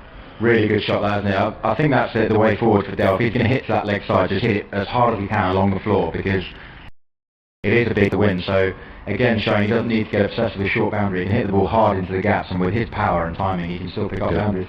Certainly a good shot. I don't know why Chris Wood's been replaced at deep mid-on because I don't think anybody would have thought that. It was harsh. Mighty Chris Wood doesn't look too disappointed at that. 99 for 1 then, as Rawlings hits that away in the air down towards fine leg and deep mid-on, and straight away Fuller is in action. Cross-batted shot there from Rawlings. 100 up for Sussex in the 11th over as they chase down this Hampshire total of 176 for 5. Get the feeling that this ball's something's happening, don't you? Last ball will be over. Righty's not had much strike in this. over. He's having a look at that leg side now. I wonder if he'll take him on to that short edge. So what's Ian Holland got to bowl here to sort of make sure that Ian Wright, he's the footballer, Luke Wright sort of doesn't take too much of an advantage. Probably not a length ball, do you think? Here it is. What is it? It's full. Good delivery, actually. Probably the right one, yeah. That's worked out on the onside by Wright. That'll be a single. 101 for 1 at the end of that. Ian Holland over. 11 gone. 9 to do. Sussex from here need another 76. I'm interested. Nobody's yet used that sort of wide Yorker tactic, which is quite popular these days with a short bound and a leg side. I wonder if Hampshire are starting to think about that towards the back end of their innings. Not something that Sussex did. Millsy sort of backed himself to bowl into the wicket, but I wonder, someone like Chris Wood maybe, perhaps left arm angle, sort of trying to get onto that wide line might be a useful tactic. In comes Mason Crane to bowl to Luke Wright, who's back and cutting hard to the sweeper on the cover boundary. One more to Luke Wright. He goes to 61, 102 for 1. Sussex needing another 75 to win at a required run rate of 8.5. I had a tweet in from Paul Town Cricket Club. He says they're watching and they're massively proud of Scott Curry and his journey. So thank you for listening. As in comes Crane again, and Rawlins is down the wicket and hits this high and wide, but I think he's going to be caught at long on. Yes, indeed he is, and Delray Rawlins is on his way, and Mason Crane has picked up a wicket, and Sussex 102 for 2, and Rawlins is on his way for 8, and that was caught by Scott Curry. Right on cue. Paul Town Cricket Club celebrate. How about that? So Scott Curry takes the catch, and Rawlins is on his way. 8 on with a 4, so thank you for getting in touch, but Delray Rawlins is on his way, and the second Sussex wicket goes down. Yeah, I think it was inevitable that Del would try and take that over on. I think that's the right option. It was Chris Wood, sorry, tell a lie. Sorry guys, sorry guys, they're going to kill me. Sorry fellas. We're probably going to shut the bar now, they're probably going to celebrate. You'll have to buy a jug next time you go down there, Kev.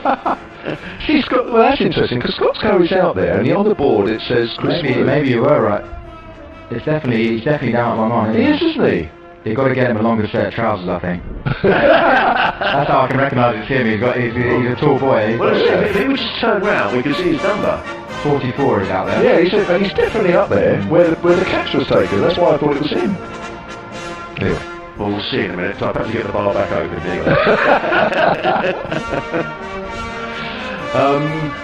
So, David Visa coming in, and at number 4, so a bit of a change around in the batting order there. Yeah, I think that's just because the overs are ticked by Harry's role will be at the top of the order in the power play, predominantly. I think if we do keep wickets in hand, we can send the kind of big hitters out there now.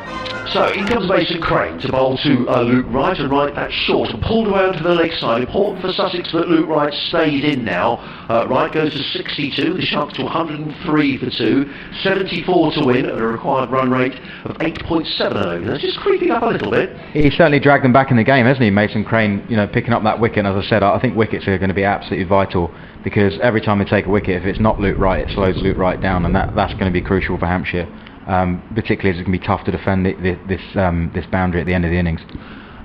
As in comes Crane, over the wicket bowls, and Visa cuts hard. That's a typical David Visa shot, cupping firmly to deep backward point. He picks up a single. Visa is on his way. The Sharks 104 for 2. We've got a question for you, Ben, from Chris Edgler, who lives in Telscombe Cliffs.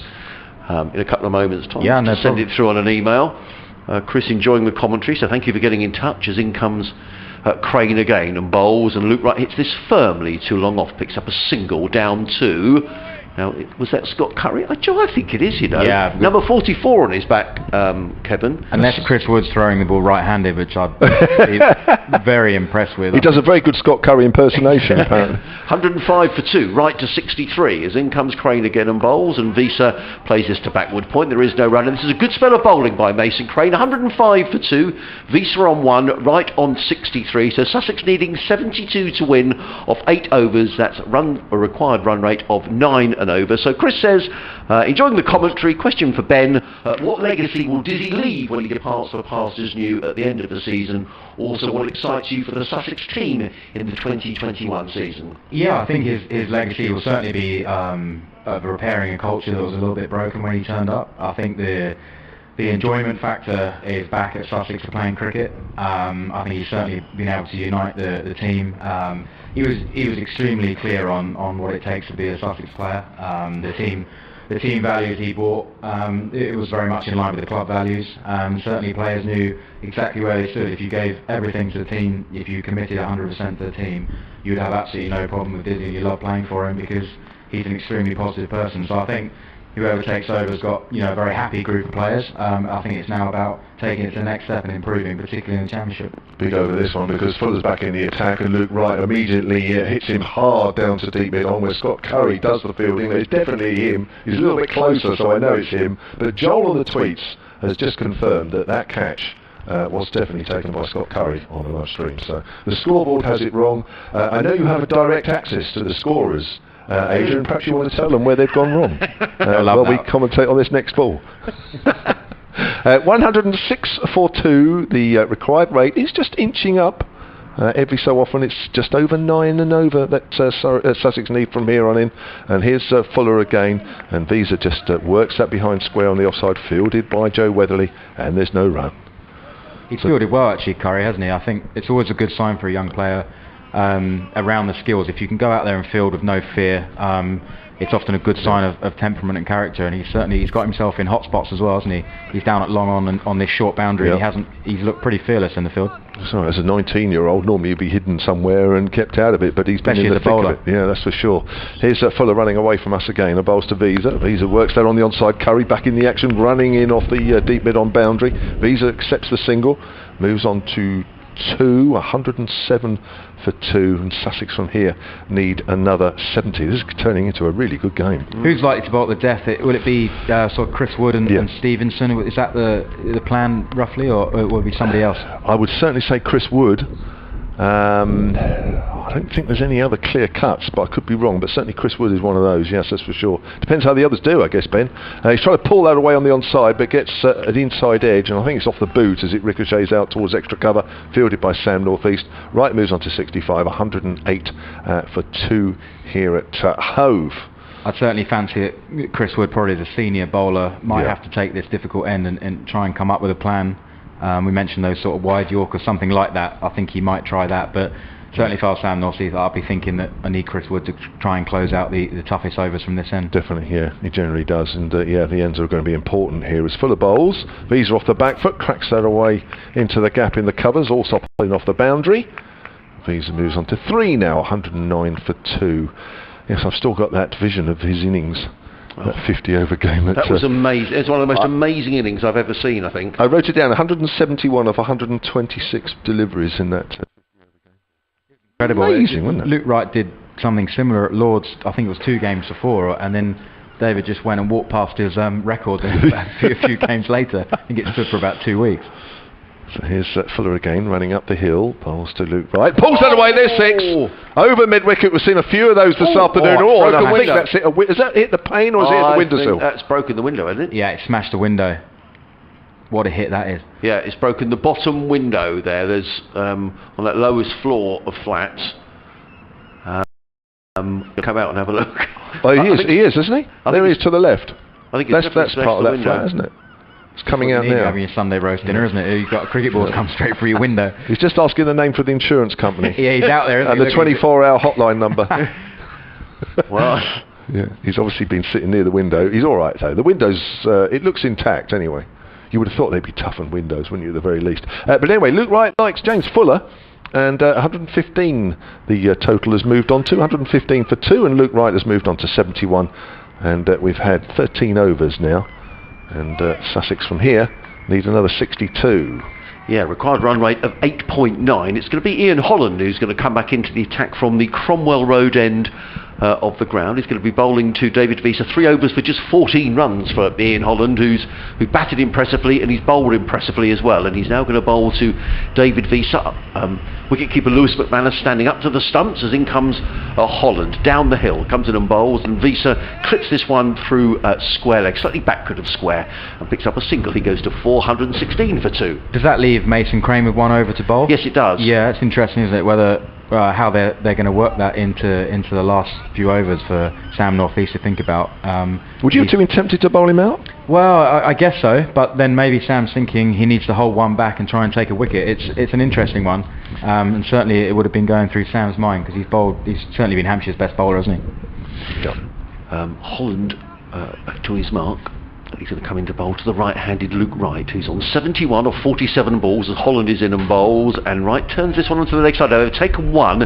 They were thinking about two, but it was never there as Fuller comes in and fields, and there's no run. A skipper to skipper, Ben. I mean, I remember watching Sam North East skippering for Kent in a game at Tunbridge Wells a couple of years ago, and just my impression was I thought he skippered very well. He seems quite an astute guy. Yeah, he's got a good cricket brain, hasn't he? I played under 19s with him, so yeah, I know Sam really well. He's got a good cricket brain. He always seems quite composed out there. He's certainly not a hot-headed captain. You know, he always seems to be in control of things. In comes Holland and bowls, and played by Visa into the covers, and there is no run. Another good over here by Ian Holland. So far just cost the 2 runs, 117 for 2.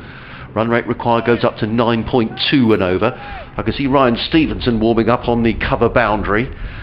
I'll give you the bowling figures at the end of the over, but Visa on 4 of 7 deliveries. He waits as Holland is on his way again towards us and bowls, and Visa chips that one back over. Holland said they've taken one. I don't think there'll be 2 there, as again it's young Scott Curry who comes racing in and gets in the throw. Good cricket all round.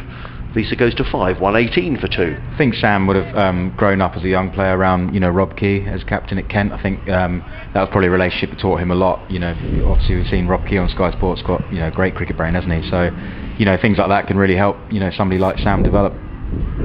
Holland, 2 balls to go in this, the 14th over. He's in and bowls, and Luke Wright plays into covers, fielded there by Sam North East on the edge of the 30-yard circle. One more to Luke Wright. He goes to 73 of 49 deliveries, 119 for 2. So 58 for Sussex needed to win. The run rate required just creeping up a little, up to 9.4 and over, as Visa waits to face the last ball from Ian Holland, who's going to be bowling his last ball of the match. Comes in and bowls, and Visa plays quietly into the offside. North East is there, but it's a comfortable single for David Visa. So we've got another 6 overs to go. Sussex are 120 for 2. They need another 57 to win this match, with 8 wickets in hand and a required run rate of 9.5. I think it's sort of one of those games. I think Sussex will feel there's 1 over from this end that they'll target somebody, and that really could be the game. And I think if they keep wickets in hand and pick that moment that one bowler could go for one of those overs that we've seen already in this game that goes 20, 24, something like that, and all of a sudden the game is over. So I don't think there's any need for us to panic here or worry about that run rate, because, as I say, I think there's a big over on offer here somewhere at this short boundary. Yeah, and the problem is that 1 or 2 of the bowlers are going, aren't they? Fuller's 2 overs, none for 39. Scott Curry's went for 16, although it wasn't that bad. But Stevenson, 2 overs, none for 22. I mean, the others are good, aren't they? Holland, Wood and Crane are all very economical. Yeah, they are. And Holland bowled really well early on this end, but those other figures are from the other end, aren't they? Yeah. Chris Wood bowled 2 at the top, and Mason Crane's bowled every over from that to that long boundary. So yeah, there is certainly some question marks over this end. So here's Ryan Stevenson then bowling to David Visa, and he's down the wicket and he hits that hard, and that's 6 over mid-off, all the way. That's an unbelievable shot, isn't it? That's David Visa at his best, and that huge backswing, long levers, and just so hard to bowl to. I mean, I fancy he's got probably another 40 metres in him if he needs it, but he doesn't need to. He knows he's got short boundaries this side, and he's just timed it off. What a shot that is. Moves on to 12, 126 for 2. Maybe it's this over they're targeted. Yeah, it could well be. And I think if they get momentum against the bowler this end, as I say, they can almost close out the game in 1 or 2 good overs. So 51 to win according to the scoreboard. I'm not very good at maths, but it sounds about right. And yeah. And it's not a lot really when you've got 8 wickets in hand. I think Hampshire, the pressure's on Hampshire here. Yeah, definitely. Yeah, and the pressure's to take wickets, isn't it? They'll just be hoping that maybe one gets caught out on the boundary here, or that short boundary gets on a wicket, because I think whoever's bowling this end is certainly going to be feeling under a huge amount of pressure with these 2. So your first ball goes for 6. You've got another 5 balls to go. That must feel like an awful lot of balls to bowl, but it needs a good over here from Ryan Stevenson to keep Hampshire in the game. Visa's on 12, going to be facing Ryan Stevenson. We had 2 balls out there for a while, so I think that other ball came back. Stevenson bowls, it's full. It's a good delivery actually. Visa can do no more than hit it along the ground down towards deep mid end when Scott Curry comes in. The problem with this field, he's got third man up, which it makes it very difficult. He has to bowl straight, which is sort of playing into that short boundary. I know he's obviously trying to protect those with three fielders on the short boundary, but really any kind of chip shot's going to go way over the heads anyway. I wonder if he could get square leg up and then put third man back and at least have the option of bowling a wide Yorker and try and get it out of the bat swing. Maybe try and keep the batsman guessing a bit more, perhaps. Here's Luke Wright, and that's outside off stump, and that's cut away out to deep point where Tom Alsop comes in off the boundary. He's been there for quite a while. See, I think that's a good option to bowl that bit wider, but obviously, you know, the margin for error is pretty small with only one sweeper out there. I just wonder if either Weatherly there at backward point could ease out to the boundary, or third man go back and bring that square leg up and ask Sussex to play right across the ball to over square leg. It might be a better option. Here comes Stevenson again to Visa. Visa hits that in the air. I don't think Tom Alsop's going to get there. He's running hard to his left and the ball goes over the boundary. He can't quite get there. There's the full delivery outside off stump. See, I think that's not a bad delivery. I just think the field's wrong. You know, if he's going to bowl that line, he can put Weatherly back at deep cover as well and give himself that protection and just back himself to not get hit to that short edge and just almost say, I'm taking that out of the game, I'm going to bowl wide Yorkers, and if you want to step right across the short side, then good luck to you, but that's a tricky shot. So I actually think that's a good ball, but the wrong field set for that delivery. Sam's coming over now. I'd imagine that might be the conversation. Yeah, Weatherly and I think that's Chris Wood are the two men on the offside behind square, but both on the 30-yard circle. Alsop's the deep man at virtually deep point. Yeah, long conversation between North East and Ryan Stevenson. 132 for 2 then, Sussex, 45 needed. We're in the 15th here as Visa on 17 faces Stevenson once more, and that's full. That's drive down the ground. That's okay, that's only a single. That'll be fielded by James Fuller. Again in the right areas. Yeah, again, I think he's actually bowled a decent enough over here. I really do. I don't think there's been an awful lot wrong with the bowling. Just perhaps can back himself to set a different field and do something a little bit different, because honestly I think if they get one into the leg side it's going to go for 6 anyway. So you know, you could perhaps bring that fielder up at square leg, number 21. I can't see who that is, but that'll be Muncie. Yeah, that could be the option. Yeah, so Stevenson again then has to be full outside off stump. That's a low full toss and he's hit it in the air, and whether he's going to catch it, and it is it a no ball? The umpires are looking at each other. Wright's not moving. Or is he? He's waiting to see what the umpires. They're both looking at each other. That looked a high no ball, as that with my Sussex shirt on, but Wright's not going, and the umpires are going to have a conflab here. Has Wright gone for 74, or has he got a reprieve? Weatherly took the catch. The only doubt here is whether the ball was too high on the full, and whether Luke Wright's going to get away with it. It's very odd for them to have not called it already, and they're having a meeting in the middle. This is quite unusual, I think. It is, isn't it? Yeah, you'd normally go on instinct, don't you? The square leg umpire has to give it. Yeah, it's his call, isn't it? Yeah, square leg's call. It's Mark Newell's call. It looked from the naked eye like it was a pretty high full toss. Yeah. Billy Taylor is going to say no ball. No, is he? Yes, he is. Yep, it's not out. That's a massive moment in the game, that, isn't it? 'Cause he's now got a free hit to strike here, Luke Wright. So that's a big moment, and yeah, slightly unusual umpiring, but only from the naked eye. I think probably the right call. Yeah, I think again, right. I might have my Sussex tinted glasses on, but it looked pretty high to me. No, I agree. I agree with you. I think if it was going to be called one way or another, I think it would have looked a bit odd had it been given. Yeah, I agree. Yeah. I mean, it's quite right that North East having a chat with Billy Taylor, because you would do as captain, but yeah, I think just on balance, probably the right decision. Although Hampshire, of course, will be bitterly disappointed. Yeah, there looks like there's a fair bit of frustration out there just from the body language. Because the difficult part is, I think you almost feel like you got the wicket because no one gave it. So that is frustrating as a captain. You're thinking, well, we've got the wicket, and then why have you changed your mind? Because Luke Wright's basically asked the question. It was what it looked like. Well, certainly the square leg umpire was struggling to make a decision there, wasn't he? One way or another. Anyway, we are as we were, 135 for 2. Effectively, that's a dot ball, which I suppose is not the end of the world in this situation. That's hit on the onside. That's going for 6 over mid wicket. Oh, look, Sam North East looks like he's ticking, doesn't he? He's walking across. He's having a bit of a look at Billy Taylor. A bit of gesturing from Luke Wright as well. Yeah. Funny enough, Luke Wright just turned around to Ryan Stevenson and sort of held his hands up and said, well, you know, what do I do really? The umpire's given it not out. I mean, it was the square leg umpire's call. It was just odd that he took so long to make the decision. Well, he was hesitant, wasn't he? And, you know, Wright, used experience, said, I'm not going anywhere here. It was almost like the batsman appealed almost, wasn't it? Like saying, that's over waist high. But, yeah, I think the indecisiveness is what's, you know, caused the frustration in the Hampshire ranks, and I can understand that. It's not Billy Taylor's fault either. It's not his call, is it? It's got to be square leg's call, yeah, definitely. Well, Mason Crane is back into the Hampshire attack. Sussex 141 for 2 at the end of all that. 5 overs left, 36 to win. Sussex needing to score a 7.2 and over. As in comes Crane over the wicket, bowls, and Visa drives through the offside and picks up a single. In fact, he picks up a boundary that's beautifully timed by David Visa. Drilled it through the offside, and it beats the Stevenson, who's pretty quick across the turf. 4 more to Visa. He goes to 22. That's absolute class, isn't it? That shot. That's a brilliant shot to beat the sweeper only by about 10 metres, but the power and timing was. He did get after Mason Crane a little bit at the Rose Bowl that day, so you know, always a bit of history between players.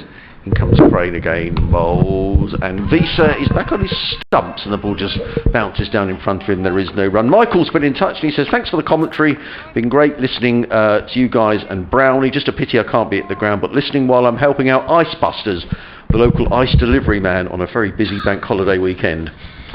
So thanks for getting in touch.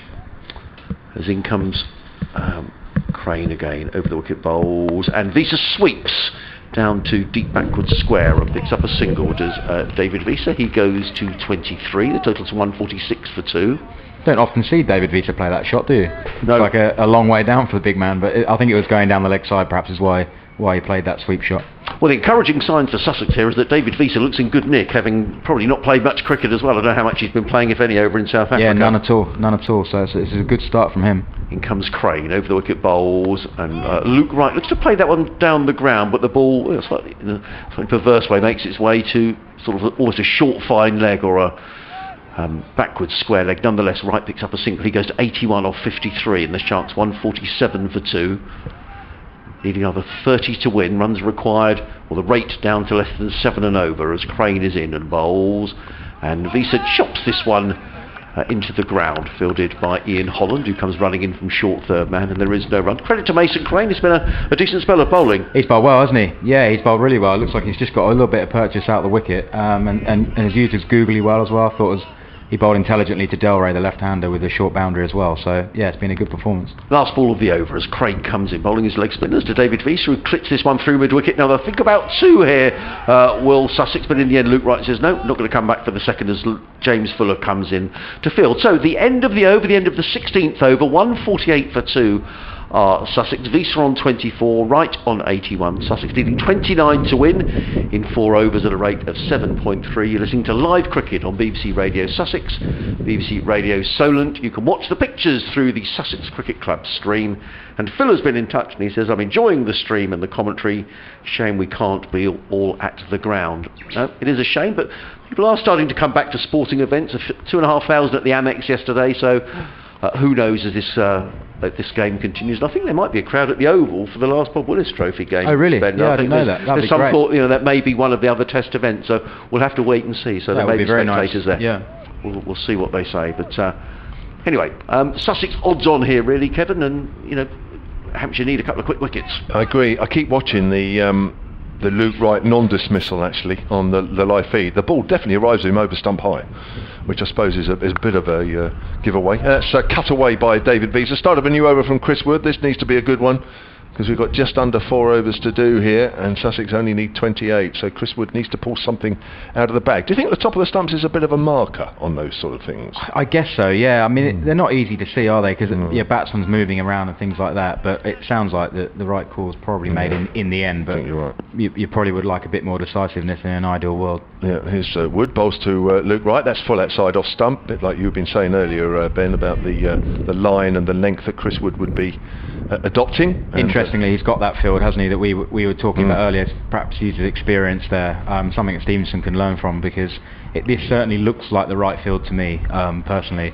Just give yourself a little bit more protection out there, and you can then try and get out of the batsman's swing and try and avoid this leg side trap, but it still won't be easy. 150 up for Sussex as Visa faces, and he's walked across his stumps there, and it almost would have hit leg stump, but somehow Visa's got the bat on it and worked that down to fine leg, and that's gone for 4. Good shot in the end. Yeah, it was cat and mouse, wasn't it? You know, Visa obviously predicting that Wood would go wide. He's then moved right across his stumps, and Wood's gone almost like a bit of a gamble. Do you know what? I'm going to try and get him out and hit leg stump. To be fair to him, but Visa was good enough just to jam the bat down. So yeah, good cat and mouse between the two batters, and this time, you know, Visa's come up trumps.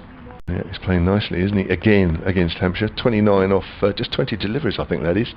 Luke Wright, of course, is playing quite superbly for his 82. He's at the non-striker's end. It's Chris Wood running away from us, and bowls to Visa once more. Length ball. Visa hits that away on the onside. Ryan Stevenson picks it up at deep mid-wicket. And Sussex move on to 155 for 2, needing another 22 from here. And with 8 wickets in hand, well, something really does need to happen from a Hampshire point of view, and very, very quickly. Yeah, Sussex will definitely feel in control, and they've been able to get those big overs, haven't they, to a short boundary. It's brought that rate right down. Certainly has. Chris Wood bowls. It's a low full toss, and Wright hits it in the air. It could be caught at deep mid off. James Fuller's under it, takes it.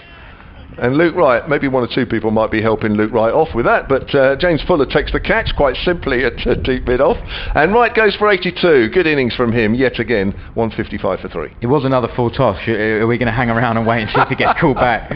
I'd imagine some of the Hampshire players will direct him off the field after that incident. But brilliant innings from Luke Wright, isn't it? He'll be disappointed to completely finish a job, but what a knock at what a strike rate as well. He certainly got us into a brilliant position with one of his vintage knocks again for Sussex. Yeah, I mean that opening partnership between him and Phil Salt really got sort of Sussex momentum going early as well, which helps, didn't it? Definitely. We've got Ravi Bopara coming in now, which is obviously a great sight for Sussex fans.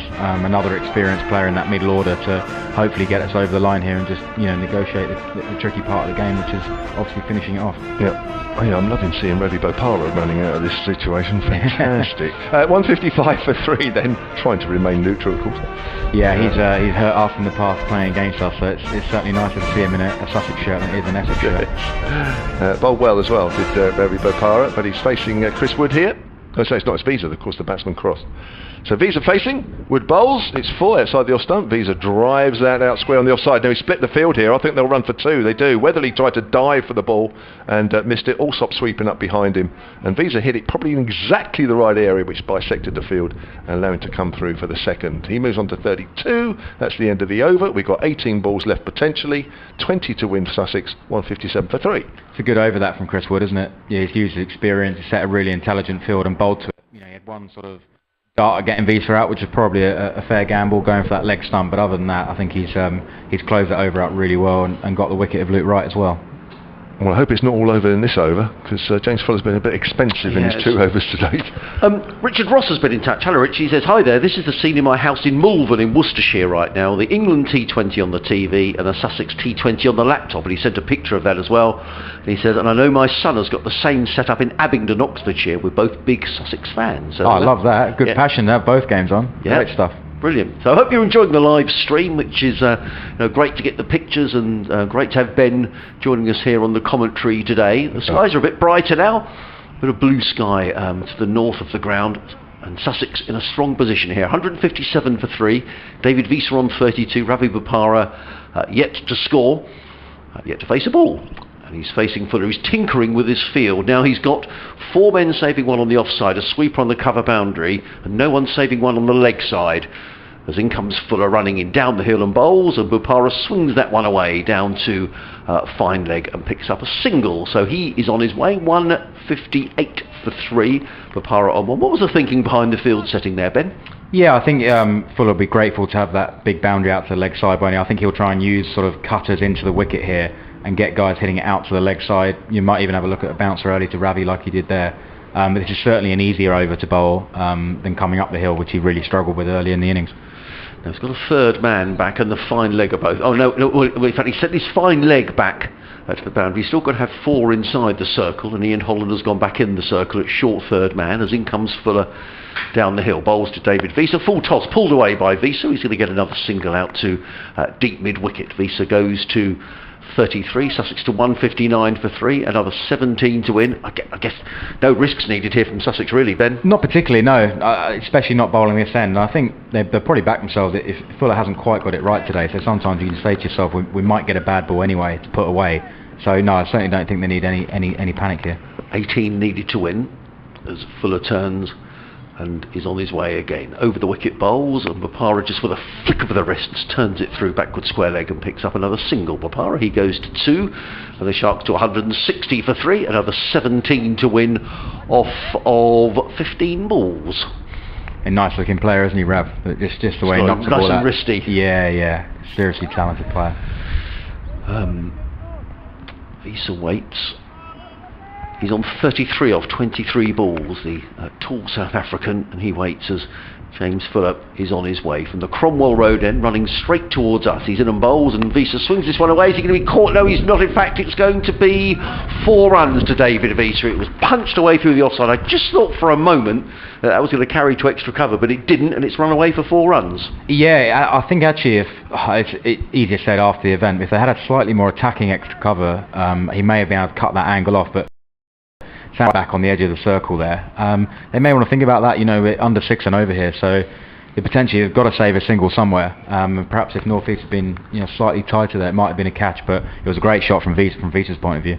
37 off 24 balls for David Visa, 13 to win for the Sharks. In comes Fuller bowls, and Visa's at it again, driving firmly, but this time it's straight to Ryan Stevenson, who fields on the cover boundary. 1 more to Visa. He goes to 38 off 25 balls, and Sussex to 165 for 3. 12 needed to win off of 13 deliveries and 7 wickets in the bank, and I think Sussex would kick themselves all the way home if they don't win from here. I think so, yeah, and I think they'll probably be looking to try and close it out in the next over, actually, and try not to leave it to the last over. I think we probably need 10 or 11 to win, depending on this ball. Fuller is on his way again, and bowls, and driven straight back down the ground, and that was well, I'm not sure if that was a missed caught and bowled or whether it was a missed run out. Describe it in a minute. It was driven down the ground. It was all happening because the throw is at the stumps, but no overthrows. It was driven down the ground. Was that a caught and bowl? Yeah, it was a half chance. Yeah, he's a bit annoyed with himself. He actually took a brilliant caught and bowl in the championship game here to get rid of Phil Salt. Yes. And, he is capable of it, but it just didn't stick for him. It hasn't really been his night with the ball, even though he played brilliantly with the bat. So a single coming from that delivery. 166 for 3 are the Sharks. Visa on 38. Bopara is on 3. Sussex needing 11 to win. There are 2 overs remaining, and Chris Wood is going to bowl the next one. 3 overs, no maidens, 1 for 16. They're good figures. He's bowled well, hasn't he? And I'm just interested. Sam hasn't used Curry again. Since that first over at Luke Wright, which has been interesting. I wonder if he might get the last over, perhaps, because it hasn't quite gone Fuller's way, has it? No. Maybe it's worth tossing the ball to the young steamer if he gets the opportunity. But I think from Sussex' point of view, they'll try and do it in this over. Wood to Bopara then, 12 balls remaining. Bopara cuts that away to North East at extra cover. It'll be a single there, so we've got 10 needed off 11 deliveries. There's no one saving a single still, is there? So no. Interesting. Maybe just trying to get to the last over, even if they have maybe 2 or 3 to defend. You never know, I guess. Certainly looks that way, doesn't it? The field looks very scattered. All the fielders, and there's 4 of them, are right back on the 30-yard circle. Wood bowls short, and Visa misses out. Good bouncer. He's bowled well, hasn't he, Wood? He just mixed that up, and it was still, again, the line was good, wasn't it? Wide outside off stump. Obviously, David's thinking about that short boundary, but he's getting the ball out of the batsman's swing, which is something bowlers talk about a lot these days. Not just dropping it on a tee box at middle stump. He's got it away from the batsman's swing, so he's showed his experience, I guess. So 10 needed off 9 deliveries, I think that is. 10 deliveries, sorry. Wood bowls, length ball, and that's hit down the ground. Now that could be... Good God! To Fuller, he had it at deep mid-off and it fell out. And it's been picked up by Scott Curry, who's run round from mid-on. But Fuller had that in his hands, did fantastically well, but just wasn't really in a position to hold on to it. No, it looked for all money like he'd taken a cracker, didn't it? It would have been a big swing towards Hampshire there. He covered the ground, got a great dive in, a big guy just off the ground. But I think it's one of those that bounced out as his elbows hit the ground. Yeah. But you'd have to say it's a pretty good effort, and I thought he'd taken an amazing catch there. 8 needed off 9 as Wood comes into Visa. Full outside the off stump, and Visa hits it into the ground, and back to Chris Wood. Well bowled. Just not finishing the game here, are we? This is a really good over from Chris Wood. He's certainly keeping Hampshire in the game here. This could be a tight finish. 8 off 8. Sussex 169 for 3 then. Visa on strike on 40.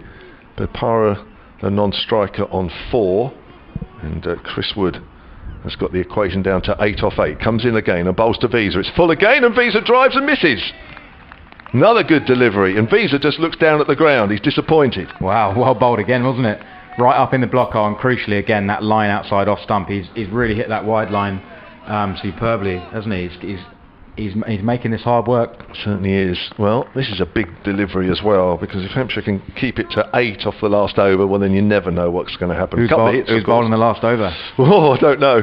I wouldn't want to make that decision. Here comes Wood then, and Visa comes down the wicket and slashes that hard outside off stump. Now has Alsop got there? He has. He can only palm it just in front of him, so they'll come back for 2. I think Sussex would take that at this stage. I think Hampshire will take it at this stage. Good over from Chris Wood. We've got 6 balls left in this game. 6 needed by Sussex. Well, it's a great game, isn't it? Live cricket here on BBC Radio Sussex, BBC Radio Solent, and via the Sussex website if you want to watch the pictures on the live stream. Myself, Adrian Harms, alongside Kevin James and the Sussex skipper Ben Brown. Jeff Lloyd's been in touch. He says a great start for Sussex. Well, it is if they win, Jeff. Especially after Friday's disappointment. Once again, Luke Wright, the star. Best to you all, Jeff Lloyd, in a sunny and cool Lancing. So he might have sent that 10 minutes ago. So Ben Brown with us. James Fuller is going to bowl this final over.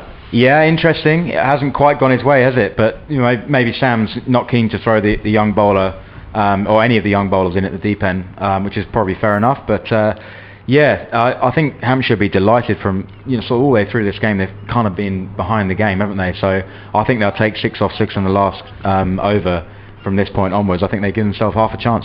3 overs for 48, James Fuller, but 2 experienced campaigners out in the middle in Ravi Bopara and David Visa. As in comes Fuller down the hill towards us. Bowl to Bopara. It's a full toss, hits him on the pad. That's going to be close, and he's given out. And Bopara is on his way. Well, it was a full toss. It hit Ravi Bopara. It looked pretty adjacent from here. And it was a horrible delivery, wasn't it? Wow. Yeah, I think it did look straight, didn't it? It's one of those, the batsmen, you always feel a bit unlucky getting a high full toss. Yeah. They're just not easy to see in your innings. And yeah, that's a big moment. Hampshire refused to lie down here, and they've done amazingly well to get this game where it is. So, 5 balls remaining, 6 needed to win. It looks like the new batsman making his way out is going to be Harry Finch. So what's Harry Finch do? Is this all about giving David Visa the strike? Or? I think so, yeah. I think if he keeps strong intent to hit the ball hard along the ground would be the best option into that leg side. And if he gets good bat on it into the leg side, worst case scenario, you could probably run a 2 anyway. So yeah, I think a strong shot into the leg side here and scamper back for a single, and if not, you get a 2 if you get it in the gap. So. But that's easier said than done in the commentary box. Yeah, we're very good at that, Ben. Yeah, well, we're all better players off the field, I tell you. It's, I'm sure Visa said that word for word, because that seems the most obvious option, doesn't it? Really. I tell you what, I think that LBW is just about hitting the top of the stumps, wasn't it? That one. Yeah, it was. That's horrible. On his way down, wasn't it? Ravi got out to an absolute long hop from Gareth Batty the other day. Almost like it was so surprised it was such a bad ball, caught on the edge of the boundary, and he's got a high full toss LBW this week. So. Well, Harry Finch comes out. He probably thought 10-15 minutes ago he wasn't going to get a knock, but suddenly he comes in with Sussex. You'd still say Sussex are favourites here. 6 needed to win off 5 balls. There's a bit of pressure around now. 4 men are saving 1 on the offside, and they are saving 1 as well. They're inside the 30-yard marker. As in comes Fuller running towards us to bowl to Harry Finch. He's in and bowls, and Finch plays on to the leg side. They'll have taken 1. Fuller goes herring after the ball himself. It's helter-skelter cricket. It's great to watch. Finch gets a single, 172 for 4-5 to win off 4 balls. Yeah, smart cricket, and kept his composure there, didn't he? You could just see he just triggered across his stumps there, just to allow himself to knock himself into that vacant offside. That's really good cricket. It sort of sounds and looks easy, doesn't it, as we say from the commentary box, but when you're out there in the heat of the moment, you can easily lose your composure. So he's done well to get David on strike, and hopefully he can find a boundary. Yeah. Otherwise, I think the best Hampshire can hope for really is a single, because that puts the pressure back on Finch in this situation. Yeah, so a single, you'd be happy with that, wouldn't you? 5 to win. Great game. In comes Fuller running down the hill towards us. Bowls to David Visa. Short pulled away by Visa to deep backwards square. It's just a single to David Visa. He goes to 43 off 31 deliveries. 3 balls remaining. 4 needed to win. Harry Finch back on strike. Yeah, and now Finch has got that decision to make again, hasn't he? I think he could still probably knock a single. Just one more single, I reckon, and give it to David. But as I say, it's easier said than done. Well, we said about 10 minutes ago that Sussex would kick themselves if they didn't win this game. They look to be in control, but credit to Hampshire, who've never given up. And in comes Fuller. 4 needed to win. He's in and bowls, and Harry Finch is down the leg side. Is that going to be a wide? Umpire. No, it's not a wide. He hasn't given the wide. Man. He hasn't given the wide. Harry Finch looks towards umpire Newell as if to say, surely that was a wide. But I can't understand how that's not a wide, unless it's not hit his pad, because Finchy wouldn't be complaining if it hadn't hit his pad. So suddenly, Sussex need 4 off of 2 balls. Cool, dot ball now. Whoa. As James Fuller wanders back to his mark, and the pressure is really on the batsman. I think he's got to look for a boundary now, hasn't he, really? He's got to look to strike the ball hard. Slight change of plan, I think, now, and 4 off 2. So, in comes Fuller, running into Harry Finch. He's in, he bowls, and Finch pulls this one away on the leg side. Is it going to be the winning shot? Yes, it is from Harry Finch. It was short from James Fuller, and Harry Finch tucked inside the line, and he pulled the ball through mid-wicket for 4 runs to win the match for Sussex. That's a terrific shot by Finch. He finishes 5 not out. Sharks have reached their target with 1 ball remaining. Terrific shot by Finch to win the match. But what a game of cricket, Ben. Oh, it's brilliant, wasn't it? And that's a great shot from Harry Finch under pressure. He hadn't tried to hit it too hard, just backed his timing. That's a brilliant moment for Harry to get us over the line there. That will give him a lot of confidence going forward in the tournament, because that's not an easy situation to come in at. So well played, Harry Finch. Kevin, good game, and I mean, you know, in terms of Hampshire, you know, some positives to take out of the game. Oh yeah, lots. I mean, listen, after about 7 or 8 overs of the Hampshire innings, I'd have taken that going down to a couple of balls of the game, definitely 100%. I mean, in the end, I think Hampshire might feel a little bit disappointed. They did well the last couple of overs there. I think Visa might have thought that again he'd be on the wrong side of a close result, having batted well. But listen, at the end of the day, we all turn up here wanting to see a good game, and that's been a good game. Yeah, definitely. I think Hampshire played with great spirit from what I can see. You know, they've got a lot of young guys out there, but also a lot of homegrown Hampshire talent. You know, I found that in the championship. They haven't laid down in this game, have they? They've shown great character out there to pull themselves back into the game, you know, on a number of occasions, firstly with the bat and also with the ball there in the field. They deserve a lot of credit, because, you know, ultimately the reality is Sussex are a far more experienced T20 side than this Hampshire side, and you know, to take it all the way to the wire, being on the the back end of the game, they've done well. Well, the applause you could hear in the background is for the players as they make their way down from the pavilion steps, and everybody touching elbows or feet or whatever we do in these COVID pandemic times. So a good start for Sussex in the competition. They've had an abandonment against Surrey and a win here against Hampshire. Next up for Sussex is Lords on Tuesday night, a game you can hear live on the radio and online on BBC Sussex. And the next game here is Thursday against Kent. Games coming thick and fast. And what about yourselves, Kev? Where do Hampshire go next? We are at Chelmsford on Tuesday. Looking forward to that. Yeah. I was only there yesterday, can't wait to get back. Minus the chirpy crowd this year. Yeah, that's the one good thing about it. And it's not a Friday night. Yeah, exactly. So you're here, Kevin. Ben, great to have you here. I hope you've enjoyed it. It's been terrific to have your professionalism and your comments throughout the match. And I guess goes without saying, you know, Sussex will be pleased, but you know, are there areas that they'll still be saying we can tighten up a bit on? Yeah, definitely. I think with the ball, you know, I mentioned it in the first innings. I think we bowled a few too many no balls. Just a little bit of rustiness, really. I think more than anything, especially for those guys that haven't played. So yeah, we can iron that out, I think, and look to close the innings out better as well. I think we saw, you know, Chris Wood set a great example there. If we do have a short boundary, I think we could have done that a little bit better. And in the run chase, yeah, we probably just lost a couple of wickets, didn't we, when we didn't need to. It got a bit tighter than we thought. But I think for a first win on the board, I think you take it and you move on. You know, it's effectively the first game we've played. Lots of guys have got starts and got going. Visa's played really well, you know, first game.